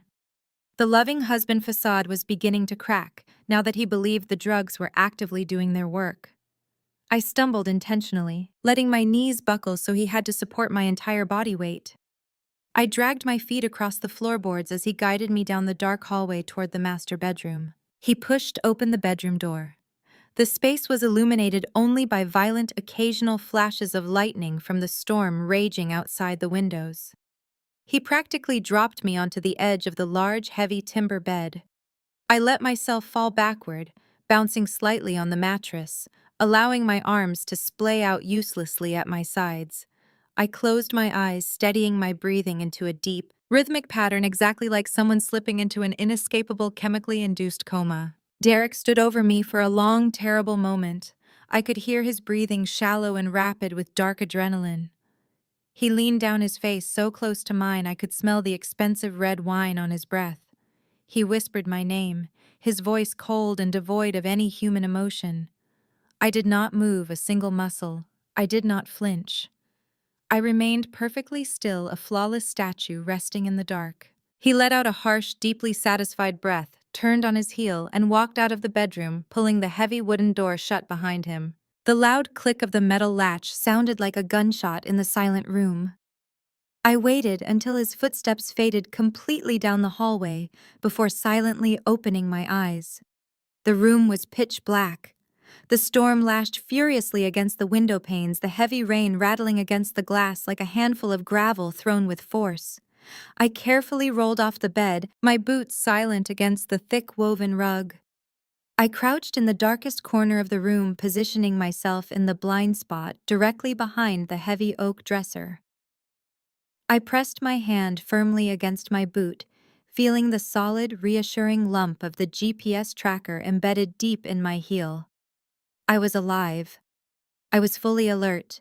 I was ready for him to return with the chalk. I anticipated Derek would wait at least an hour to ensure the sedatives had fully paralyzed my nervous system before returning to execute the final stage of his plan. I sat in the darkness, calculating his next move, visualizing the exact angle I would need to disarm him if Tasha's federal breach was delayed by the mudslide. But the timeline suddenly fractured. Less than 20 minutes after Derek had closed my door, a different sound echoed through the cabin walls. It was not the sound of Derek moving around in the kitchen preparing his alibi. It was a sharp, distinct metallic click. It came directly from the front of the cabin. Someone had just unlocked the heavy deadbolt on the front door. The heavy timber door creaked open, groaning loudly against its hinges, letting the howling wind into the foyer for a brief, violent second before slamming shut. I held my breath, my heart pounding a furious, deafening rhythm against my ribs. Tasha had explicitly promised she would not breach the cabin unless she heard an active physical struggle over the audio feed. She knew moving in too early would ruin the massive wire fraud trap we had set back in Atlanta. This was not a federal raid. Heavy, methodical footsteps began to echo across the hardwood floor of the living room. They were slow, deliberate, and entirely unfamiliar. It was not Derek's hurried, adrenaline-fueled pace. These footsteps were calm, heavy, and deeply purposeful. They moved past the kitchen, bypassing the flickering light of the fireplace, and turned down the dark hallway. They were heading straight for the master bedroom. The heavy, deliberate footsteps moved steadily down the hallway, the floorboards groaning under the weight. I realized instantly that hiding in the blind spot, behind the heavy oak dresser, was a severe tactical error. If Derek returned with an accomplice and found the mattress completely empty, they would immediately go on the hunt. The crucial element of surprise would be permanently lost. More importantly, Tasha's military-grade audio bug hidden securely inside my designer handbag resting on the far armchair might not capture the definitive, undeniable proof of a murder attempt required for a federal conviction. I needed them to confess on tape. I needed to be the perfect bait. I scrambled out from behind the heavy wooden furniture and slid silently back onto the mattress, my movements smooth and practiced. I arranged my limbs in the exact same lifeless splayed position Derek had left me in just 20 minutes prior. I let my jaw go completely slack, turning my head slightly to the side, and slowed my breathing to a shallow, rhythmic cadence. The brass door handle turned with a sharp metallic squeak. The heavy solid wood door swung open, accompanied by a sudden gust of cold, damp air from the hallway. A brilliant, jagged flash of lightning illuminated the dark bedroom, projecting two distinct, towering silhouettes against the far wall. Derek was not alone. The heavy, deliberate footsteps did not belong to a hired local hitman or a rugged mountain guide. They belonged to Jasmine. She was wearing a sleek, incredibly expensive designer trench coat that was completely soaked with rain and knee-high imported leather boots covered in thick brown mountain mud. The realization hit me like a physical blow. She must have been trailing us the entire way up the mountain, staying just far enough behind our SUV to remain unseen in the chaotic storm, but close enough to get trapped on our side of the massive mudslide. She had parked her vehicle out of sight in the dense tree line and used a spare key to enter the cabin while I was supposedly sedated. They walked to the edge of the bed towering over my prone body. The cloying scent of Jasmine's overpowering floral perfume mixed sickeningly with the sharp metallic smell of the thunderstorm. I kept my eyes closed, leaving just a microscopic, imperceptible slit beneath my lashes to monitor their every movement. Jasmine reached deep into the pocket of her wet trench coat and pulled out a long, sterile medical syringe. The clear plastic barrel was filled with a thick, yellowish chemical compound. It was not a simple, identifiable poison. It was a highly specialized, untraceable respiratory agent designed to trigger massive, immediate anaphylaxis and acute respiratory failure. It would perfectly mimic a severe, fatal asthma attack, constricting the airways and shutting down the lungs in a matter of seconds. I braced myself for a dramatic, villainous monologue. I expected Derek to gloat over my seemingly unconscious body to justify his betrayal, or for Jasmine to whisper some triumphant, malicious final words about taking my place. Instead, their conversation was chillingly, horrifyingly mundane. "These boots are completely ruined," Jasmine complained, her voice a harsh nasal whisper, cutting through the quiet room. She lifted one mud-caked foot, examining the damaged Italian leather with absolute disgust. "Do you have any idea how much these cost, Derek? I had to hike a quarter of a mile through a literal swamp because your stupid fallen tree blocked the driveway. My hair is an absolute disaster in this humidity." "Keep your voice down," Derek hissed, though his tone was far more annoyed than cautious. "The sedative I put in her wine is supposed to keep her under for another 4 hours, but we are not taking any unnecessary chances. Just focus on the plan. We are almost at the finish line." "I am focused," Jasmine retorted, tapping the side of the syringe with her perfectly manicured fingernail. "But you owe me a new pair of boots, and a vacation somewhere with actual sunshine and room service. I am freezing in this rustic nightmare." Derek sighed heavily, the sound of a man mildly inconvenienced by his mistress, rather than a man standing over his wife to orchestrate a brutal murder. We will go to the Maldives next month. I promise you, baby. First class all the way. Just check the time. We need to be absolutely certain the policy parameters are met before we initiate the sequence. Jasmine raised her wrist, the glowing digital face of her smartwatch illuminating the dark space between them. It is 12:15 in the morning. She confirmed, her tone shifting to a crisp, businesslike efficiency that made my stomach turn. It is officially Friday. The new double indemnity rider on her life insurance policy became fully active exactly 15 minutes ago. We are completely clear. $5 million is locked and loaded. Perfect, Derek whispered, a sickening, greedy smile stretching across his face. He leaned over the wooden bedside table. I placed the dummy inhaler right here. I emptied the actual albuterol canister this morning and packed the plastic casing with compressed baking soda and white chalk dust. When the paramedics finally get up here and find her body, they will bag the inhaler as standard evidence. The county coroner will see she frantically tried to administer her medication during the attack, but simply suffocated. It is a completely airtight medical tragedy. No foul play suspected. The utter casualness of their exchange made my blood run ice cold. They were standing over a woman they believed was minutes away from a terrifying, agonizing death, and they were treating the entire situation like a minor administrative task. They were complaining about ruined luxury footwear and confirming insurance schedules as if they were reviewing a corporate spreadsheet over morning coffee. The sheer unadulterated lack of humanity was staggering. How long do you think it will take the police and the ambulance to arrive once you finally make the call? Jasmine asked, uncapping the needle with a sharp, definitive plastic snap. The storm is getting substantially worse out there, and that mudslide took out the only paved access road. It will take them hours, Derek replied smoothly, adjusting the collar of his shirt. They will have to send an emergency response team on foot through the woods or wait for the county to clear the debris with heavy machinery. By the time they actually breach the property and find her, the chemical agent will have completely dissipated in her bloodstream. It breaks down into basic natural proteins after 30 minutes. The autopsy will show absolutely nothing but severe bronchial constriction and natural cardiac arrest. Jasmine stepped closer to the edge of the mattress. Her shadow fell directly across my face, blocking out the faint ambient light from the hallway.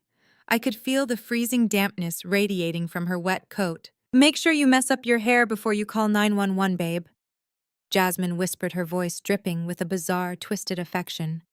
You need to look incredibly distressed when the cops finally show up. You need to look like you tried absolutely everything to save her. Rip your shirt a little bit at the collar. Maybe splash some water on your face so it looks like you were sweating and crying your eyes out. The local police love a devastated, broken widower. It sells the whole tragedy. I will handle the performance, Derek assured her, stepping back to give her a clear, unobstructed angle at my body. Just administer the compound. Push it directly into the exposed muscle on her thigh. The vascular tissue there will absorb it faster and trigger the respiratory failure in under 2 minutes. She will not even wake up before it is over. Jasmine leaned over me, the sharp steel tip of the syringe catching a faint, terrifying flash of lightning. She was aiming directly for my left leg. I had heard enough. Tasha had her confession. The federal wiretap sewn into my handbag across the room had captured every single damning, premeditated word in crystal-clear, high-definition audio. The trap was fully loaded, the evidence was pristine, and their guilt was permanently recorded. Jasmine lowered the needle, her breathing growing shallow with dark anticipation. I did not wait for the steel to pierce my skin. My eyes snapped wide open. I was completely lucid, my vision sharp, clear, and violently focused in the dark room. Jasmine froze, instantly, a sharp, ragged gasp catching violently in her throat. For a fraction of a second, absolute, unadulterated terror flashed across her face as she looked down into my wide, perfectly alert eyes. She expected to see a drugged, helpless victim succumbing to a powerful sedative. Instead, she was staring directly at a woman who was entirely awake, entirely aware, and entirely prepared for war. Before Derek could even process what was happening, Before his brain could register the sudden shift in reality, I planted my right heavy hiking boot firmly against the side of the heavy wooden bedside table. I kicked out with every single ounce of explosive adrenaline-fueled strength I possessed. The heavy oak nightstand launched through the air, crashing violently into Derek's shins. The impact sent him sprawling backward onto the hardwood floor with a sharp, breathless cry of pain.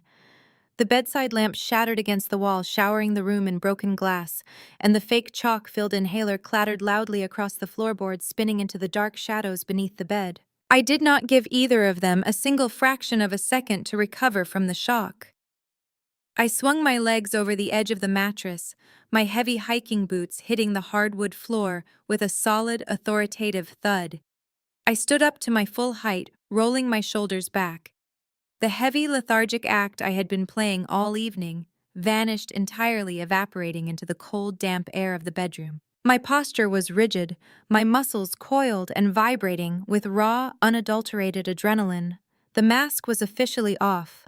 I was no longer the exhausted, trusting wife, and I was certainly no longer the oblivious victim. I was the absolute architect of their impending destruction. Jasmine stumbled backward in her ruined designer boots, her wet trench coat tangling around her legs. She let out a sharp, pathetic squeak of terror and dropped the lethal syringe.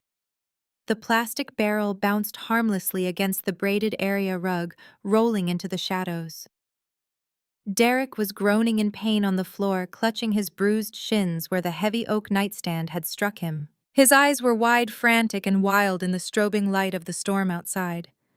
The sophisticated, calculated executive persona he wore like a second skin was shattering before my very eyes. I stepped purposefully toward the shadows beneath the bed, reached down and retrieved the shattered plastic casing of the fake inhaler.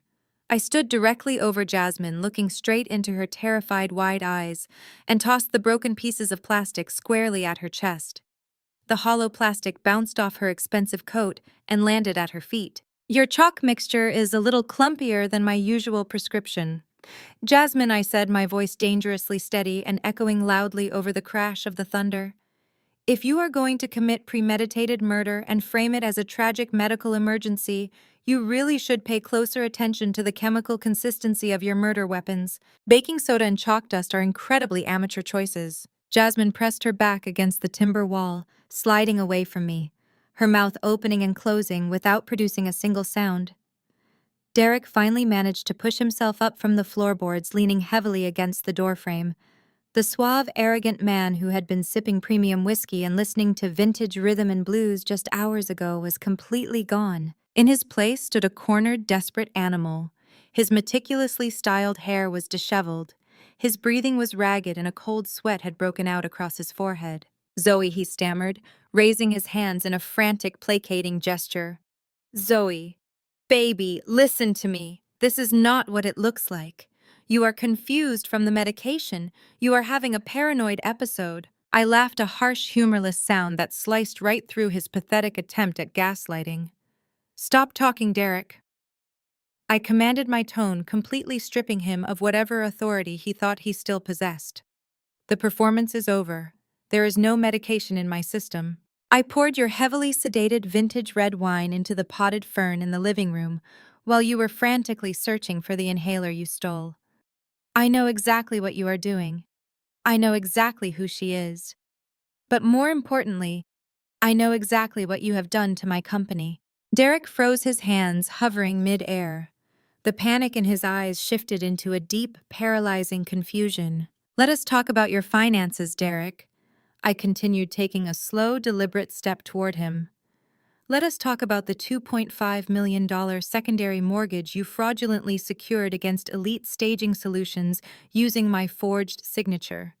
Let us talk about routing number 084211, leading directly to a completely untraceable holding account in the Cayman Islands. You scheduled an automated sweep of my operational capital, my payroll, and my emergency reserves to execute this Friday at precisely noon Eastern Standard Time. You wanted to drain my life work dry at the exact moment you watched me suffocate on this mountain." Derek stopped breathing. His chest stopped rising. The color drained entirely from his face, leaving his skin an ashen, sickly gray. "And let us not forget the motive," I added, my voice dripping with absolute venom. You owe exactly $1.8 million to an offshore cryptocurrency syndicate, a massive unsecured debt that you completely hid from me because your brilliant investment strategies failed spectacularly. You leveraged everything on a ghost market, lost it all, and decided my life insurance policy and my business equity were your golden parachutes. Jasmine whipped her head around to look at Derek, her eyes wide with fresh, entirely different horror. You told me we were taking her money to buy a villa? She shrieked, her voice shrill and hysterical. You told me you were a millionaire. You never said anything about owing the cartel millions of dollars. You promised me a life of luxury. Shut up, Jasmine! Derek roared, his voice cracking with sheer desperation. He lunged toward me, the last remaining shreds of his corporate disguise burning away, leaving only toxic, violent entitlement. Instead of showing even a single ounce of remorse for attempting to murder his wife of 10 years, Derek turned explosively violent. The humiliation of being completely outsmarted by me triggered a massive narcissistic meltdown. His face contorted into a mask of ugly, venomous rage. You owed me that money, Zoe. He screamed, his voice competing with the howling wind, battering the cabin windows. You owed me every single dime of that business equity. Do you have any idea what I did for you? You were nothing but a glorified furniture mover when I married you. You were sweating in a warehouse, breaking your back for pennies.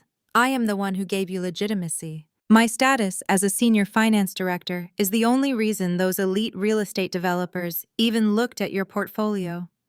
I gave you the country club appeal. I gave you the right social circles.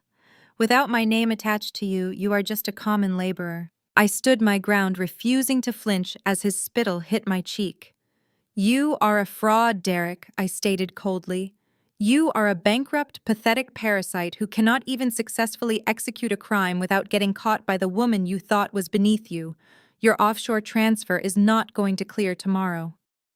I flagged the transaction. The second your automated system attempts to move those funds, it is going to trigger a massive federal wire fraud alert. The FBI will be waiting for you. You have absolutely nothing left. You are completely broke and you are going to prison.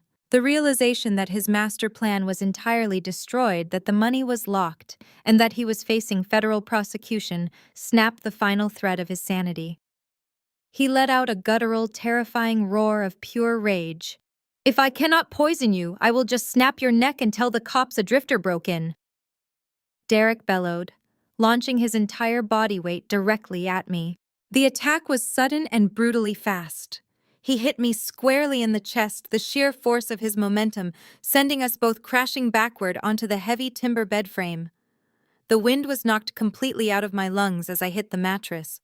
Before I could scramble away or kick out with my heavy boots, Derek was straddling my waist, pinning my legs down with his knees. His hands, large and surprisingly strong, shot forward and clamped tightly around my throat. His thumbs pressed brutally against my windpipe, instantly cutting off my oxygen. I reached up, digging my fingernails fiercely into the backs of his hands, scratching and tearing at his skin, trying desperately to pry his fingers away. But his grip was locked like a steel vise. The charming, sophisticated man I had married was looking down at me with the eyes of a cold-blooded killer. He was going to manually execute the murder he had been too cowardly to do with his own hands originally. He squeezed harder, his face twisting with exertion and rage. Jasmine was screaming in the background, a high-pitched, continuous wail of panic, but she did not step forward to help either of us. She simply stood in the corner, paralyzed by the sudden explosion of raw violence. My lungs burned with a terrifying, agonizing fire. I thrashed wildly, bucking my hips to try and throw him off my center of gravity, but he was too heavy, and the element of surprise had given him the absolute upper hand. Dark, fuzzy, gray spots began to dance aggressively around the edges of my vision. The sounds of the storm outside, the crashing thunder and the relentless pouring rain, began to muffle and fade, replaced by a high-pitched rushing sound inside my own ears. I clawed at his wrists, drawing blood, but my arms were rapidly losing their strength. The oxygen deprivation was making my muscles turn to lead. Derek leaned closer, his face inches from mine, his teeth bared in a feral grimace.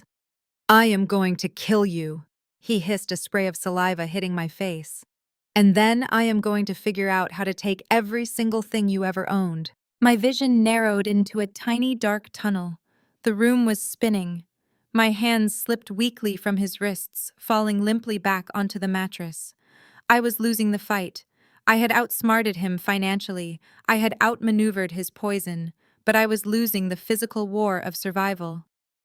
I closed my eyes, preparing for the absolute final darkness to take over. Just as the last sliver of conscious thought began to slip away into the void, the violent rhythmic sounds of the thunderstorm were abruptly drowned out by something entirely different. It was not thunder, it was a mechanical, deafening roar. The intense pulsing thwack thwack thwack of heavy military helicopter blades suddenly ripped through the airspace directly above the cabin roof, shaking the entire structure down to its stone foundations. The cabin was instantly illuminated by an impossibly bright, blinding white spotlight, cutting aggressively through the rain, piercing the bedroom windows and flooding the dark room with daytime brilliance. Derek froze his grip, loosening just a fraction of an inch in sheer shock as the deafening noise rattled his teeth. Simultaneously, the piercing, unmistakable wail of multiple federal sirens erupted from the tree line just beyond the front porch, cutting sharply through the roar of the storm and the helicopter engines. Tasha had breached. The cavalry had arrived. The heavy oak front door of the cabin did not simply open. It detonated inward with the deafening splintering crack of a specialized tactical battering ram. Simultaneous explosions of shattering glass echoed through the space as the cabin's reinforced windows were completely blown out. The howling mountain storm rushed into the room, bringing with it a flood of blinding tactical lights cutting through the darkness like laser beams. Derek released his death grip on my throat instantly. His survival instinct violently overrode his murderous rage. He scrambled backward off the bed, throwing his hands high into the air as the master bedroom was suddenly swarmed by an overwhelming wave of heavily armed personnel. I rolled onto my side, clutching my bruised neck, gasping desperately for air. Oxygen flooded my burning lungs in ragged, painful heaves. Through my blurred, tear-filled vision, I watched a dozen local SWAT operators and federal agents pour into the confined space, their weapons raised and stabilized. Brilliant crimson laser sights painted Derek's chest, forming a tight, lethal cluster directly over his heart. "Get down on the ground!" A voice boomed over a megaphone from the hallway, vibrating against the timber walls. "Do it right now, or you will be fired upon." Jasmine let out a blood-curdling shriek, dropping to her knees in the corner of the room, throwing her hands over her head and burying her face against the wall. Then the most spectacular psychological pivot occurred. Derek did not drop to the floor. He kept his hands raised perfectly at shoulder height, palms open, adopting a stance of absolute compliance and total non-aggression.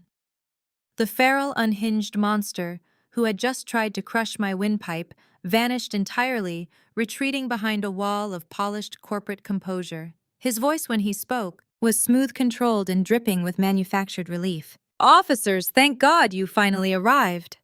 Derek called out his tone, projecting the calm authority of a man accustomed to managing crisis situations in high-level boardrooms. "Please lower your weapons. There has been a terrible misunderstanding. I am the one who needs help." The tactical team did not lower their rifles. The red lasers remained fixed steadily on his chest. "My wife is having a severe psychological break."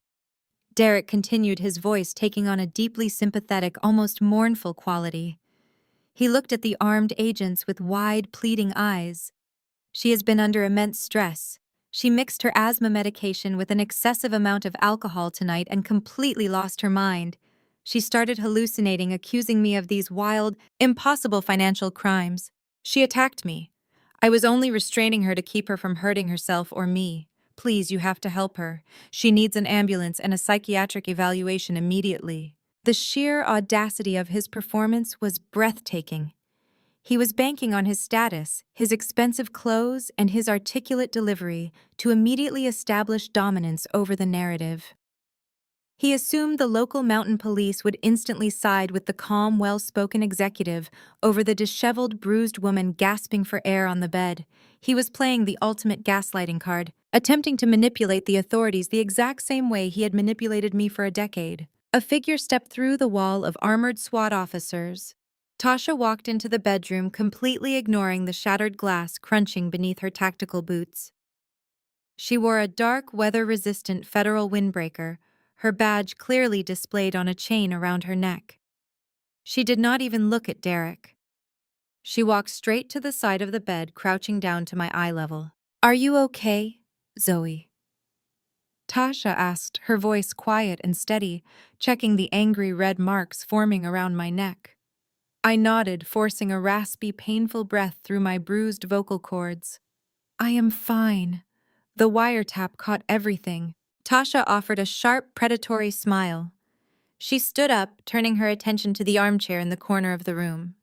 She reached into my discarded designer handbag, bypassed my wallet and keys, and pulled out a tiny, sophisticated micro-transmitter.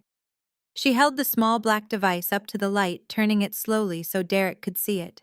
The smooth corporate mask on Derek's face began to slip. His eyes locked onto the transmitter, the color draining from his cheeks for the second time that night. "You see, Derek," Tasha announced, her voice echoing clearly in the silent, tension-filled room. "We do not actually need to evaluate your wife's mental state. We do not need to guess what happened here tonight, because the Federal Bureau of Investigation has been actively monitoring your offshore financial accounts for 6 months. And we have been listening to every single word spoken in this room for the last hour." Tasha pulled a secure military-grade tablet from her tactical vest. She tapped the screen twice, syncing it seamlessly to the microtransmitter. She maximized the volume, letting the crystal-clear, high-definition audio recording fill the entire cabin. The sound of Jasmine's harsh nasal whisper blasted through the tablet speakers. "Make sure you mess up your hair before you call 911, babe. You need to look incredibly distressed when the cops finally show up. You need to look like you tried absolutely everything to save her." Then Derek's own voice followed, cold and calculating. "I will handle the performance. Just administer the compound. Push it directly into the exposed muscle on her thigh. She will not even wake up before it is over." The recorded conversation hung in the freezing air, an undeniable, irrefutable confession to premeditated attempted murder and insurance fraud. The silence that followed was absolute. Derek's mouth hung open. He looked at the tablet, then at Tasha, then down at me. The realization that he had been completely outplayed, that his entire existence had been dismantled by the woman he considered nothing more than a stepping stone, finally hit him. His legs gave out. He dropped heavily to his knees, his hands falling limply to his sides, the fight completely drained from his body. "Cuff them both," Tasha ordered, stepping back into the hallway. The SWAT officers moved with brutal, efficient speed. 2 agents grabbed Derek, slamming him face first into the hardwood floor. They wrenched his arms behind his back, the heavy metal handcuffs clicking shut with a sharp, definitive finality. In the corner, another set of officers hauled Jasmine to her feet. She was sobbing hysterically, screaming that she had been manipulated, begging the agents to let her go, claiming she had never actually intended to hurt anyone. They dragged them both out of the master bedroom, through the ruined foyer, and out the shattered front door. I wrapped the thick woven blanket around my shoulders and followed them out onto the covered porch, watching the final act of Derek's destruction unfold. The storm outside was still raging furiously. The intense rain had turned the front yard into a deep, churning swamp of thick brown mud. The massive floodlights from the police cruisers and federal vehicles illuminated the chaotic scene, casting harsh, stark shadows against the surrounding pine trees. The officers did not offer Derek or Jasmine any shelter from the elements. They marched them directly through the deepest sections of the mud. Jasmine's expensive designer trench coat was instantly coated in thick, heavy sludge. She slipped and fell to her knees in the freezing dirt, wailing loudly about her ruined clothes, before an agent hauled her roughly back to her feet and shoved her into the back of a waiting transport van. Derek fought against the officers, dragging him toward a local police cruiser. His pristine, tailored slacks and expensive silk shirt were completely soaked and plastered in mud. The rain plastered his hair to his skull, washing away the last remnants of his polished executive disguise. He looked pathetic, small, and entirely powerless. As an officer grabbed his head to shove him into the cramped back seat of the cruiser, Derek twisted his neck violently, locking his frantic, wild eyes onto me as I stood safely on the porch. The sheer venomous hatred radiating from his face was palpable. "This is not over, Zoe!" Derek screamed, his voice cracking, barely audible over the roaring helicopter blades hovering above the tree line. "You think you won. You think you beat me. My family has money. They will hire the absolute best defense lawyers in the country. They will crush your company. They will tie you up in civil litigation for the rest of your pathetic life. I will destroy you from the inside out. I will take everything." He continued screaming, spitting empty, desperate threats into the driving rain until the officer forcefully shoved him down onto the plastic seat and slammed the heavy cruiser door shut, instantly cutting off his tirade. I stood on the porch, watching the flashing red and blue lights reflect off the muddy puddles, feeling the freezing wind whip against my face. The hunt was over. The trap had snapped shut and I was finally free. 6 weeks after the storm finally broke on that mountain, the scene shifted to an entirely different kind of battlefield. The heavy polished mahogany and gleaming marble floors of the Fulton County Civil Courthouse stood in stark contrast to the freezing mud and blood of the Blue Ridge cabin. I sat at the plaintiff's table, my posture impeccably straight, my hands folded perfectly in my lap. I was wearing a flawless, custom-tailored emerald green designer suit, my hair pulled back into a severe, sleek twist. I was the absolute picture of composed, unbothered elegance. I felt no fear. I felt no anxiety. I felt only the cold, sharp anticipation of an executioner waiting for the trapdoor to open. Directly behind me, sitting in the public gallery like vultures waiting for a carcass, was Derek's family. His mother, Keisha, sat in the front row, flanked tightly by Derek's father and two of his arrogant uncles.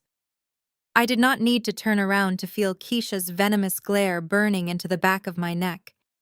She was practically vibrating with toxic, misplaced entitlement. Even with her son sitting in a federal detention center facing decades for attempted murder and wire fraud, Keisha still believed her bloodline was untouchable.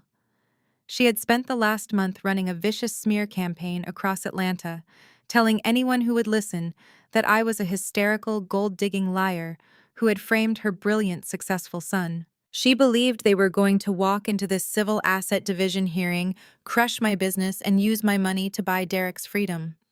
I remained in total silence, staring blankly ahead, letting them bask in their delusional confidence.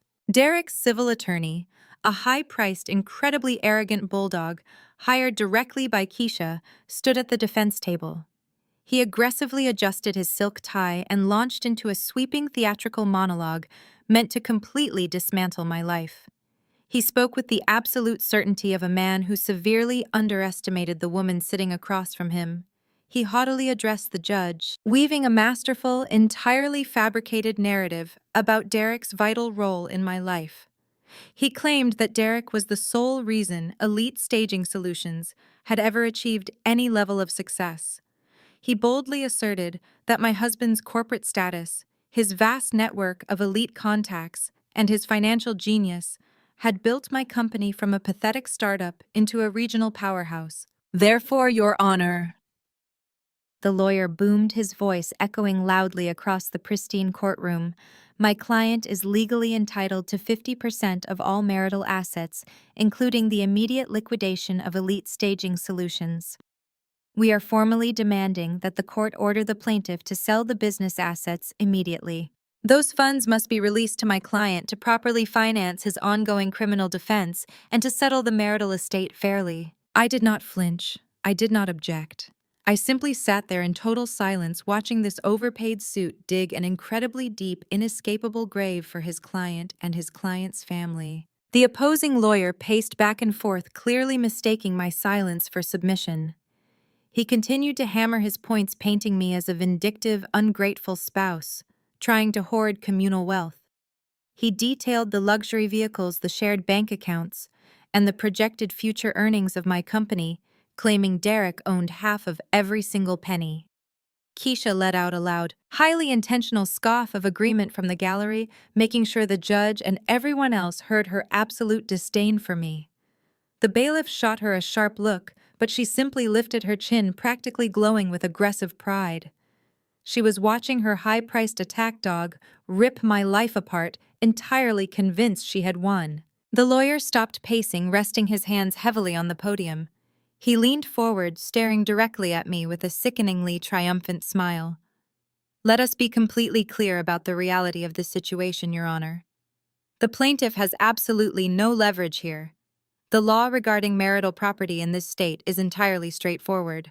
She cannot freeze communal assets out of spite just because her husband is facing separate, entirely unfounded legal challenges.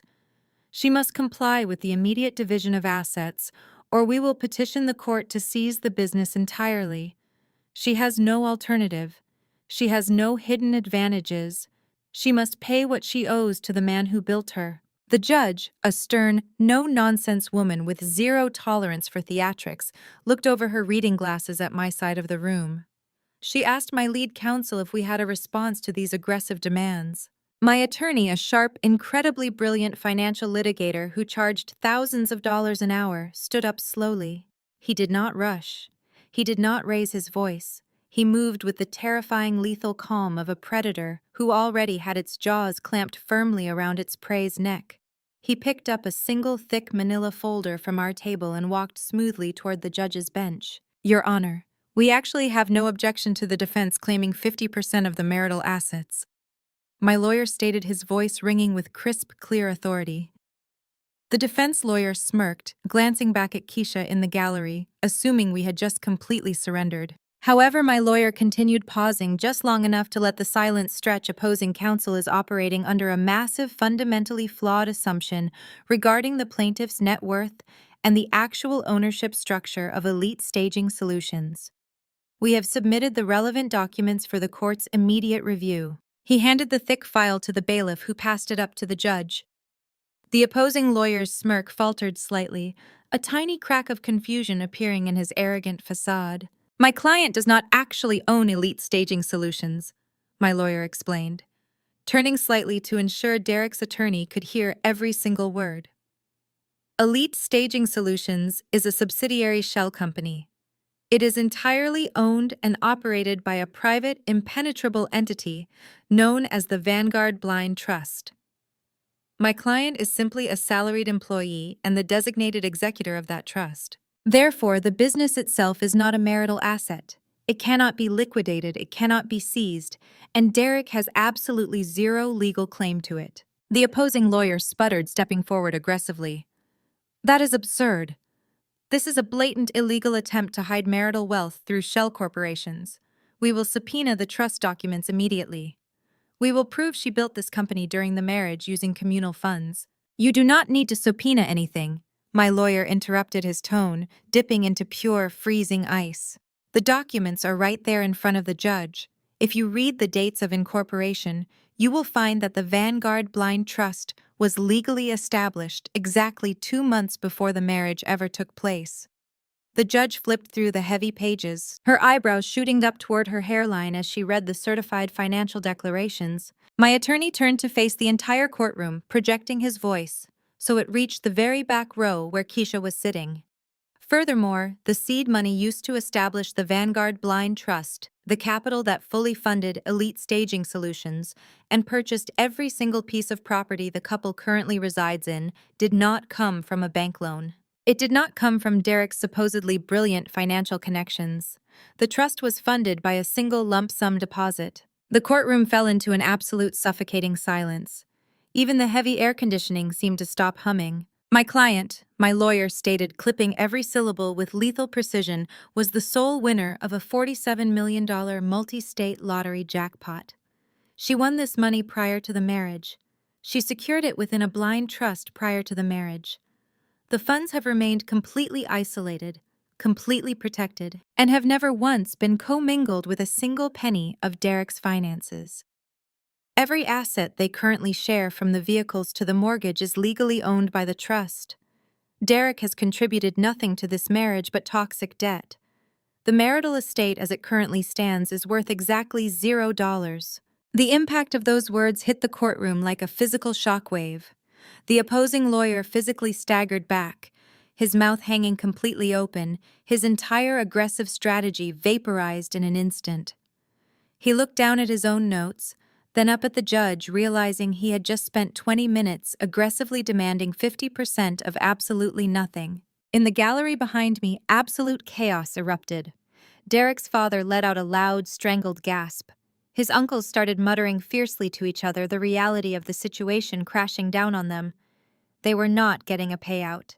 They were not getting a dime to save Derek from federal prison. They were completely, utterly destroyed. But it was Keisha's reaction that stole the oxygen from the room. She shot up from the wooden bench, her face twisted in a mask of absolute horrified disbelief. She looked at me then, at the lawyer, her mouth opening and closing, as she tried to comprehend the staggering magnitude of the wealth I had kept hidden from her greedy hands for an entire decade. $47 million. The number seemed to break her brain. She let out a sharp, breathless wail, clutching her chest as her entire world order collapsed. I did not look at the judge. I did not look at the stuttering, defeated lawyer standing at the podium. I slowly stood up from the plaintiff's table, smoothing the front of my emerald designer suit with deliberate, agonizingly slow precision. I turned my body around, facing the gallery completely. I locked my eyes directly onto Keisha. I watched her struggle to breathe, watched the profound, sickening realization wash over her that she had spent years looking down on a woman who could have bought and sold her entire bloodline 10 times over. I let the silence stretch, letting the absolute weight of my victory press down on her chest.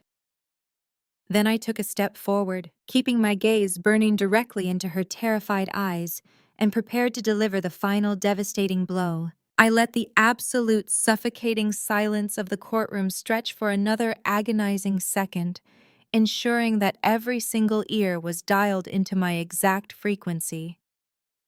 I looked down at Keisha, whose face had crumpled into a pathetic, trembling mask of profound shock. The arrogant, entitled sneer she had worn since the very first day I met her was entirely erased, replaced by the gaping look of a woman standing on the edge of an infinite abyss. I am truly sorry I did not announce it at the family cookout. Keisha, I said, my voice smooth as silk, carrying effortlessly across the pristine wood-paneled room. But yes, I won $47 million. And while you were busy telling your country club friends that I was nothing but a low-class laborer, dragging your brilliant son down, I was quietly securing generations of wealth. Keisha tried to speak, her mouth opening and closing rapidly, but only a dry, rattling gasp escaped her throat. Her husband grabbed her arm, looking frantically between his wife, his brothers, and me, raw panic setting in as the catastrophic reality of my words began to take root in his mind. But that is not the best part of today's revelation. I continued, taking one more deliberate step toward the wooden railing that separated the gallery from the courtroom floor. You see, Derek's offshore cryptocurrency debts did not just leverage my forged signature. When he became desperate, when the syndicates started demanding their money, your successful son needed more capital. He needed clean, verifiable assets to borrow against, so he used you. Keisha's eyes darted wildly. Her husband stood up, his face turning a dangerous, unhealthy shade of crimson. Your brother used your name, your social security number, and your primary residence as a guarantor on his fraudulent high-interest commercial loans, I stated, delivering the facts with the cold-blooded clinical precision of a surgeon severing an artery.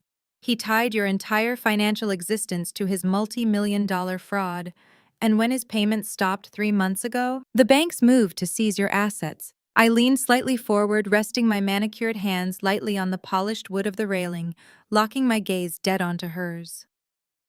Since I monitor absolutely everything Derek touches, I saw the default notices. I quietly bought your defaulted mortgage last month through the Vanguard Blind Trust. I am officially your landlord, Keisha. And considering the immense emotional and physical damage your son has caused, I am choosing not to renew your leniency period. You have exactly 48 hours to vacate my property. The impact of the statement hit the gallery with the force of a speeding freight train. Keisha let out a raw, hysterical shriek. Her knees completely gave out beneath her. She collapsed heavily back into her wooden seat, covering her face with her trembling hands and sobbing uncontrollably. The immaculate, untouchable matriarch was reduced to a weeping, broken shell in front of a gallery full of strangers and court officials. Derek's father slumped down beside her, burying his face in his hands, as the staggering realization washed over him. They were entirely bankrupt. Their pristine credit, their beautiful home, their unearned social superiority, all of it was gone, incinerated by the very son they had placed on a pedestal. They were permanently tethered to his catastrophic federal fraud. I turned my gaze away from the weeping family in the gallery and looked up at the large flat-screen monitor mounted on the far wall of the courtroom. Derek was broadcasting in via a secure video link from the Federal Detention Center. He was sitting at a stark metal table wearing an oversized bright orange prison jumpsuit that completely swallowed his frame. His hands were bound by heavy steel cuffs resting on the table. He had heard every single word. He had watched the entire exchange unfold in high definition. The realization that I had not only outsmarted him on the mountain, not only trapped him in a federal wire fraud sting, but had systematically dismantled his entire family's financial future, broke him completely. Derek stared through the camera lens, his eyes hollow, defeated, and entirely dead. He slowly lowered his head, pressing his face against his shackled hands. He was facing 25 years in federal prison without the possibility of parole. There would be no high-priced lawyers swooping in to save him. There would be no bail. There would be no luxurious penthouse waiting for him in Atlanta. His life was effectively over. The profound absurdity of the moment washed over me. This was the family that had called me worthless. This was the family that had mocked my background, dismissed my business, and sneered at my ambition for a decade. This was the man who had packed a fake inhaler, poisoned my anniversary wine, and literally planned my funeral to steal what he thought was a modest life insurance payout. Now, they were all entirely at my mercy, and I offered absolutely none. I felt no pity. I felt no remorse. I simply turned my back on them. My lawyer quietly packed the trust documents back into his leather briefcase, offering me a sharp, deeply respectful nod. The judge banged her gavel, formally dismissing the defense's outrageous motion for asset division and officially adjourning the hearing. The sound of the wooden mallet striking the block was the final, definitive period at the end of my toxic marriage. I walked out of the courtroom, my designer heels clicking rhythmically against the polished marble floor. I did not look back at the sobbing women in the gallery or the broken, ruined man on the screen. I pushed through the heavy double doors of the courthouse and stepped out into the bright, blinding Georgia sunlight. A massive crowd of local reporters, journalists, and photographers had gathered on the courthouse steps, tipped off by the sensational nature of the federal sting and the high-profile arrest. The second I emerged, a chaotic storm of camera flashes erupted around me. Reporters shouted rapid-fire questions about the attempted murder, the wire fraud, and the shocking hidden millions. I ignored them all, keeping my expression perfectly serene, my posture immaculate. I glided gracefully down the concrete steps, the ultimate vision of black excellence, flanked by two towering private security contractors who effortlessly parted the sea of flashing cameras. At the curb, an immaculate jet-black, chauffeured Maybach was waiting, its engine purring softly. The driver opened the heavy rear door for me. I slid into the plush, climate-controlled leather interior, the chaos of the press instantly muted as the heavy door shut solidly behind me. My executive assistant, a sharp, brilliant woman named Maya, was waiting for me in the adjacent seat. She handed me a sleek, encrypted tablet and a crystal flute filled with perfectly chilled vintage champagne. "Everything is ready for your final authorization, Zoe," Maya said, her fingers flying across her own screen. I opened the secure banking application connected directly to the Vanguard Blind Trust. I initiated a new massive wire transfer. I instructed Maya to route the first $1 million immediately to a newly founded legal defense charity I had established that very morning. It was an aggressive, fully funded organization dedicated entirely to protecting Black female entrepreneurs from financial abuse, predatory lending, and domestic fraud. No other woman would ever have to fight her way out of the dark alone, and no other husband would ever get away with stealing a woman's crown. I pressed confirm, watching the massive sum securely transfer into the charity's operating account. I set the tablet down on the leather console. I picked up the crystal flute, feeling the icy condensation against my fingertips.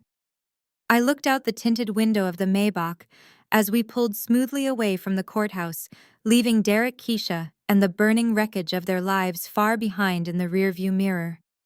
I took a slow, deep sip of the champagne. The crisp, bright bubbles danced on my tongue. I was wealthy, I was powerful, but above all else, I was finally completely free. The screen fades to black.